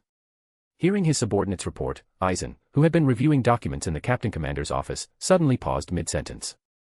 He frowned slightly, as if lost in thought. Setting down his pen, he leaned back in his chair. After a moment of silence, he drew a deep breath, stood up, and made his way toward the reception room. At the door, he pushed it open and stepped inside, taking a seat and waiting quietly. Before long, an elderly man entered. It was an old acquaintance, Kurenai Seijin, one of the Yomi clan's representatives, who had worked with the Gotei 13 on several occasions. Greetings, Your Excellency, Kurenai Seijin said with a bow. Aizen nodded and asked. What brings the Yomi clan here this time? Is there another issue with Hell? Kurenai Seijin let out a sigh. Yes, Your Excellency. And it's not just Hell, it involves Chief Judge Masatsuki as well. Though Hell has long been severed from the three realms, we've continued to monitor it. Just today, another disturbance occurred. We observed the situation and saw the Chief Judge himself. Aizen's eye twitched slightly. He inwardly sighed, this wasn't good. Take me there immediately. Led by Kurenai Seijin, they made their way to the Yomi clan's territory. Before they even arrived, a suffocating aura of Hell rushed to meet them. In the distance, a massive gate to Hell hovered high in the air, connecting two completely different worlds. Not far from the gate stood many members of the Yomi clan, their expressions solemn as they watched it. Also present were numerous members from the Shinigami Research and Development Institute and the Kido Corps. Unlike the other great noble families, the Yomi clan showed no interest in Seireitei's power shifts, as if such matters didn't concern them. However, Seireitei had once faced a major crisis from Hell's invasion, and as protectors of the world, the Gotei 13 could not simply stand by and leave everything to the Yomi clan. Lieutenant Sama, please come this way. From here, you can see inside Hell. Kurenai Seijin led Aizen aside and gestured for him to follow. Aizen stepped forward and stood before a screen displaying the scene. As he focused on the screen, his eyes narrowed. Above was an endless radiance, below a boundless surface of water. Nothing else existed, the boundary between heaven and earth had blurred, and time and space had lost all meaning. Everything here felt both illusory and unnervingly real. That creator god really was a slacker. Masatsuki Aozaki looked up. No sound, no energy fluctuation, Hell's massive will had vanished silently, as if it had never appeared. There was no response from his senses at all. Masatsuki frowned. With Hell's will gone, this pale world felt even more desolate and cold. He stood silently, as if asleep between a lonely heaven and an empty earth. Time was indiscernible. His once fiery heart seemed to sink into the monotony of this world. Then, Masatsuki Aozaki vanished without a sound. Ripples spread across the surface of the lake, gradually expanding, until a blinding golden light engulfed the entire realm. Boom. A waterfall of golden light poured from the heavens. Pillars of gold crashed down with thunderous force, sending up enormous plumes of water. The dazzling brilliance reflected off Masatsuki Aozaki, who had moved aside. Then came a torrential downpour. Boom. Boom. Boom. Boom. Countless golden pillars rained down, each one striking with such power that even a divine child like Yawatch would be obliterated on the spot. The aftershocks alone are enough to make me feel pain. The rules of sin and punishment are corroding both body and soul. Masatsuki Aozaki's form glided effortlessly as he raced through the torrential downpour. Condemning sin and punishing evil, this is Hell's reason for existence, and also the source of its power. These golden pillars weren't just simple energy attacks. The will of Hell and Hell itself were one and the same. This force was far stronger than that of beings who had transcended their limits, and it carried the power of rules, each motion a clash of worlds. Suddenly, the rain ceased. Brilliant golden light shone overhead, and a vortex-like halo began to spin downward. This time, Masatsuki Aozaki didn't dodge. He simply watched. His eyes were calm and profound, as if they could pierce the essence of all things. A white screen of light spread above him, intercepting the incoming force. The torrent of sin and punishment was stopped cold. Compared to Hashwaltha's shield, which merely substituted for a wounded one, this was the true Freund shield. Masatsuki Aozaki felt an immense pressure. It disrupted his breathing and even made him wonder, could even the Soul King withstand such a strike? By the laws of the world, the Soul King would likely be suppressed. But Masatsuki Aozaki wouldn't be. He possessed what the Soul King needed. That's why the Soul King had chosen him. Masatsuki's pupils narrowed. Suddenly, he heard the sound of splashing water at his feet. From beneath the surface, the proud figure of the Will of Hell emerged, stretching its form with elegance. A long sword in its hand burned with golden flames as it swung the blade toward Masatsuki. I want to see how you plan to judge my sins, and how you'll punish me. Faced with the strike, the long blade in Masatsuki Aozaki's hand responded on its own. Sword clashed with sword. World collided with world. Boom. Tidal waves soared 10,000 meters high. Each droplet of water evaporated the instant it appeared, as if it had never existed. The Will of Hell showed no fear of death. It abandoned all defense. The deflected sword spun in midair and came slashing down again with terrifying momentum.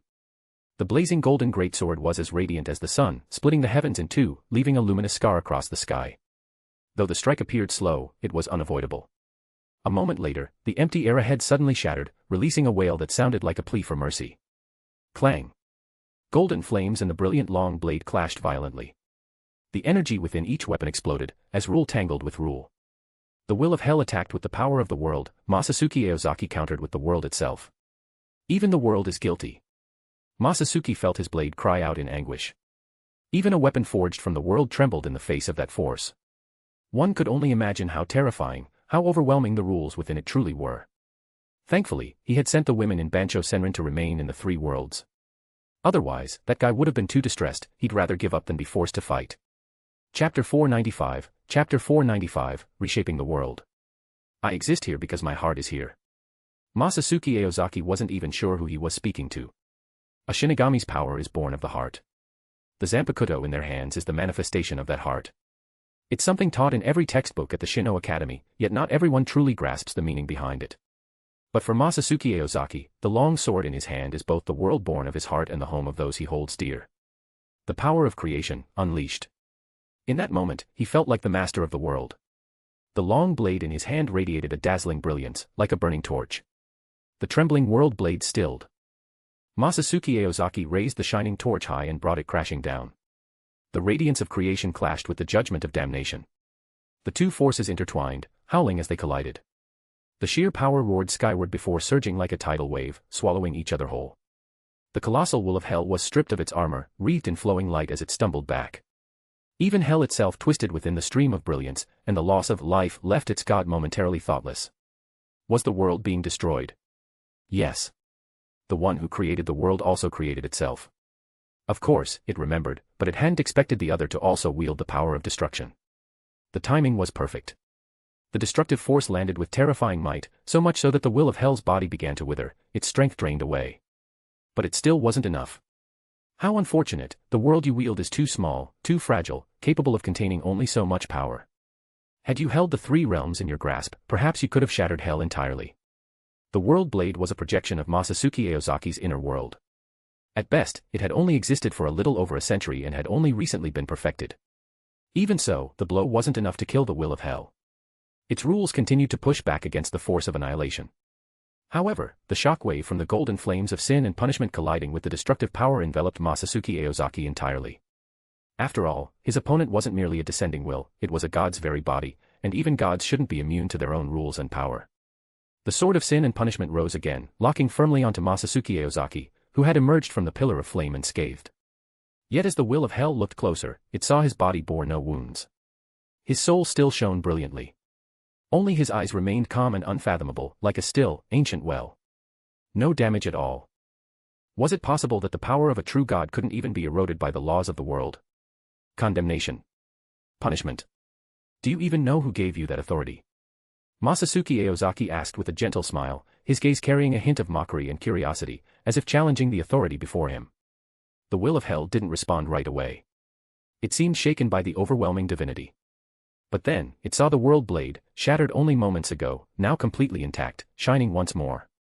Sensing the danger it harbored, the will of Hell dared not delay. It swung the great sword of rules with full force. Masatsuki Aozaki looked at the cold, expressionless woman before him and sighed inwardly. What a dull woman. Can't even spare a moment to talk. Still, considering she was only recently born and knew little of the world, Masatsuki Aozaki let it go. Idle chatter ends here. There's plenty of time to talk later. It was the god of creation who gave me my purpose. So if I can't hurt you, I suppose that's acceptable. The will of Hell knew the answer, but felt no need to speak it aloud. Even as the crumbling world gnawed at its mind, it clung to reason. As its words fell, a burst of black light erupted from within, igniting into black flames. The black fire instantly wrapped around the great sword of rules, surging up its length, engulfing the will of Hell's body in an instant. Face the judgment of Hell. Boom. The blazing sword of sin and punishment came down, cleaving through the overflowing spiritual particles. Everything neared its end. Time itself froze. You came too soon, young god. The blade closed in on Masatsuki Aozaki's head with unstoppable force, the golden flames so intense they scorched the very air. Yet Masatsuki Aozaki kept smiling. Facing the descending blade, he raised his right hand, thrusting his sword straight ahead.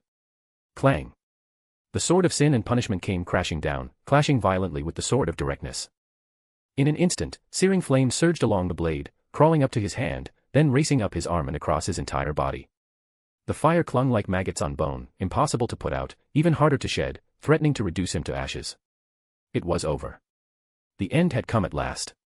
Sparks drifted through the air as the world born of his heart was completely suppressed.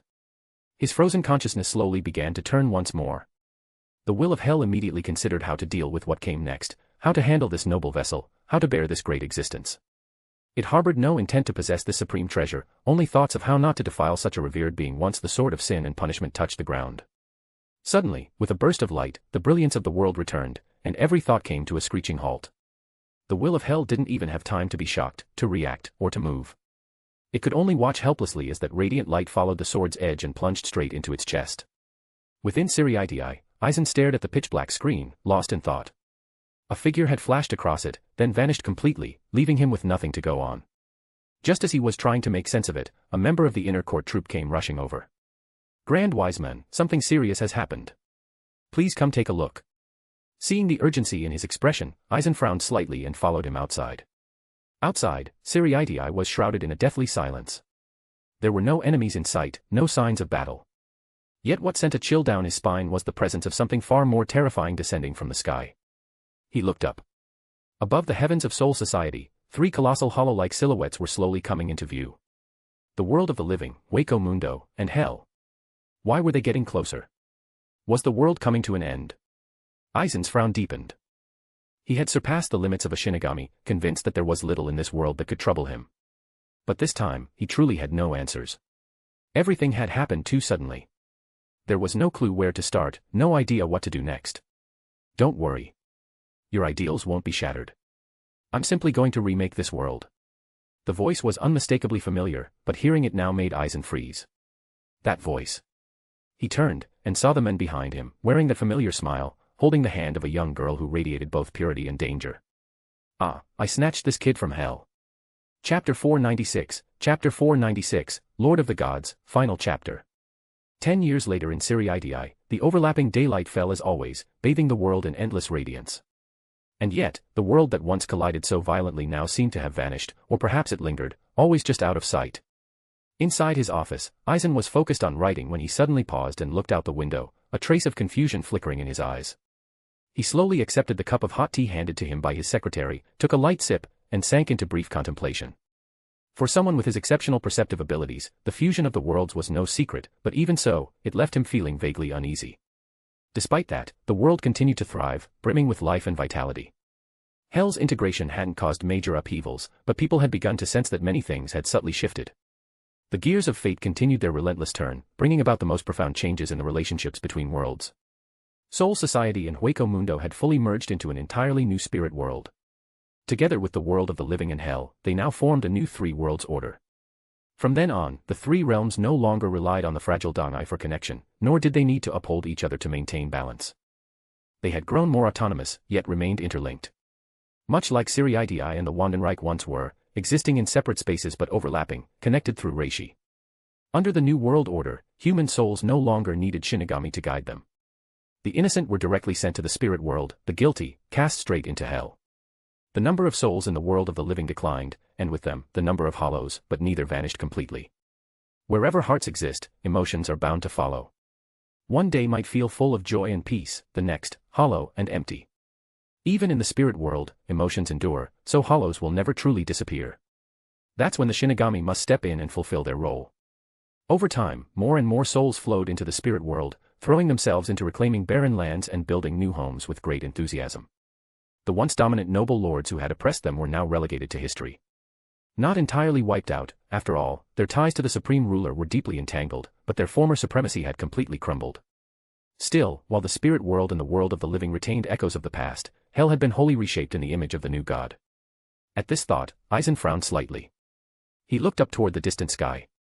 Through the rifts in spacetime, one could vaguely glimpse a realm unlike any other. It was the divine realm, the home of the new god and goddesses. A place that existed within the three worlds, yet remained separate from them. I wonder how that guy's doing up there. He's probably having the time of his life, Your Honor.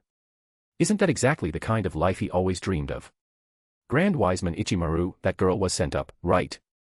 Aizen slowly turned his head, lips curling into a faint smile as he looked at Jin Ichimaru. Yeah. Sent Ruruka up last night. She looked pretty happy about it. Well, becoming a goddess of the new world, that's quite the honor. True, but still, that guy just can't stay put in the divine realm. He just had to come down here to flirt with young girls. If the day ever comes when he stops doing that, that's when we'll really need to worry. You've got a point, Jin Ichimaru nodded. If he's still like this, at least it means Masatsuki Aozaki hasn't changed. An unhinged god is dangerous, especially when every little thing he does can shake the balance of the world. The first judge turned out to be a slacker who ran off to play God up in the heavens, abandoning his post. Someone had to step up to lead. After the world underwent a massive transformation and the nobility stepped off the stage of history, the Central 46 compound reformed its selection system. Wise men and judges now came from all walks of life and social classes. With unanimous support, Aizen took his seat at the top of the three worlds power structure, grumbling about how his best friend had set him up. You guys are seriously putting me through hell. Jin Ichimaru was appointed Grand Wiseman. Gotta admit, working with smart people is way more comfortable. Not like back when a certain idiot was in charge, didn't lift a finger, and left all the work to his assistant, until the guy practically worked himself to death. At least now he could sneak in some gaming time. Speaking of games, credit where it's due, Kisuke Urahara, head of Seireitei's Department of Science and Technology, deserved praise. He actually managed to extend a signal station into the divine realm. No one saw that coming. Guess he really is the only one who can match me in brains. Too bad that idiot of a god didn't log in last night. I even wanted to drag him along to fight the king of the beginning. Maybe he's busy making a divine child or something. Your Excellency, anything else? Aizen's smile was bright and genuine, not a trace of deceit. It's about our great god. The construction department finished his statue and invited us to attend the unveiling. Jin Ichimaru made no effort to hide the sarcasm. Still, they both knew that the great god was broad-minded and wouldn't take offense at something like that. Together, they made their way to the grand plaza where the statue honoring the divine would be revealed. As friends, they could joke around in private, but in a public ceremony, they had to show the proper respect. After all, this guy wasn't just a god. He was the hero who sacrificed himself, offering his body to hell and saving the world. The two of them slowly looked up. There was no dazzling radiance, just a simple white, a color that somehow still felt sacred. Holy! Does that even suit him? Should have been black, don't you think? Hey, little ladies, you see that statue? Told you I wasn't lying. A familiar voice, with an even more familiar line, rang out behind them, and both men twitched slightly at the sound. I'm the real deal, an actual god. Come back with me and be my goddess. Masatsuki Aozaki grinned. Standing in front of him were two girls wearing the Shino Academy uniform. Word was, they had come to witness the miracles of the god of salvation. The girl with long, straight black hair and an unmistakably Eastern face was named Noelle Naihashi. The other, Nini Spankole, had golden twintails and clearly Western features. Though in the spirit world today, such East-West combinations weren't uncommon. The two girls instinctively stepped back. No way a god would act like some shady old man. He had to be an imposter. How dare he impersonate a god? Was he not afraid of death? Should they report him to the headmaster and have him burned? The image of Grandpa Yamamoto's shiny bald head popped into their minds, and suddenly, they weren't as scared. Seeing the girls' suspicious looks, Masatsuki Aozaki sighed and waved toward the back. Hey, Sosuke, Jin, hurry up and come help me, prove my identity. What the hell is this guy doing? We've been working so hard to maintain your image, and you go and pull this. Jin Ichimaru stormed forward, grabbed Masatsuki Aozaki by the collar, and hoisted him up without an ounce of reverence. Divine Lord, what the hell are you doing here? Noelle and Nini froze when they saw Jin Ichimaru and Aizen. These two were the highest-ranking figures in the spirit world, how could they not recognize them? There were even others gathered around them, and it was clear none of this was fake. So this cool older guy really was the god. And he'd invited them to be goddesses. The two girls were instantly overwhelmed. Feeling the eyes on him, Jin Ichimaru finally let go, giving the Divine Lord a bit of face. It was just getting too boring up there. I mean, I love what I'm doing, but doing the same thing forever gets old. So I came down to have a little fun. Amidst the cheers of the crowd, Masatsuki Aozaki waved, flashing a grin. See. The three worlds really are the most fun place to be. End. Chapter 497, Translator's Note, Bleach, watch closely, this is how you use a Zanpakutō. Hey everyone, we've reached the end of the Bleach, watch closely, this is how you use a Zanpakutō translation. Honestly, it didn't get much attention from readers, but I had a lot of fun working on it. The truth is, the Bleach fanbase is really demanding, and many of the other works available to translate don't always meet those high expectations. Even so, I'm glad I was able to finish this novel, and I'm truly grateful to all of you who read and supported it until the end. As for upcoming projects, I'm trying to focus on novels that are harder to find, yet really good, and of course with a wider audience. So I'm not sure if I'll pick another Bleach one right away, but I do love the franchise, so if I come across a good one, maybe I will. Once again, thank you so much, everyone.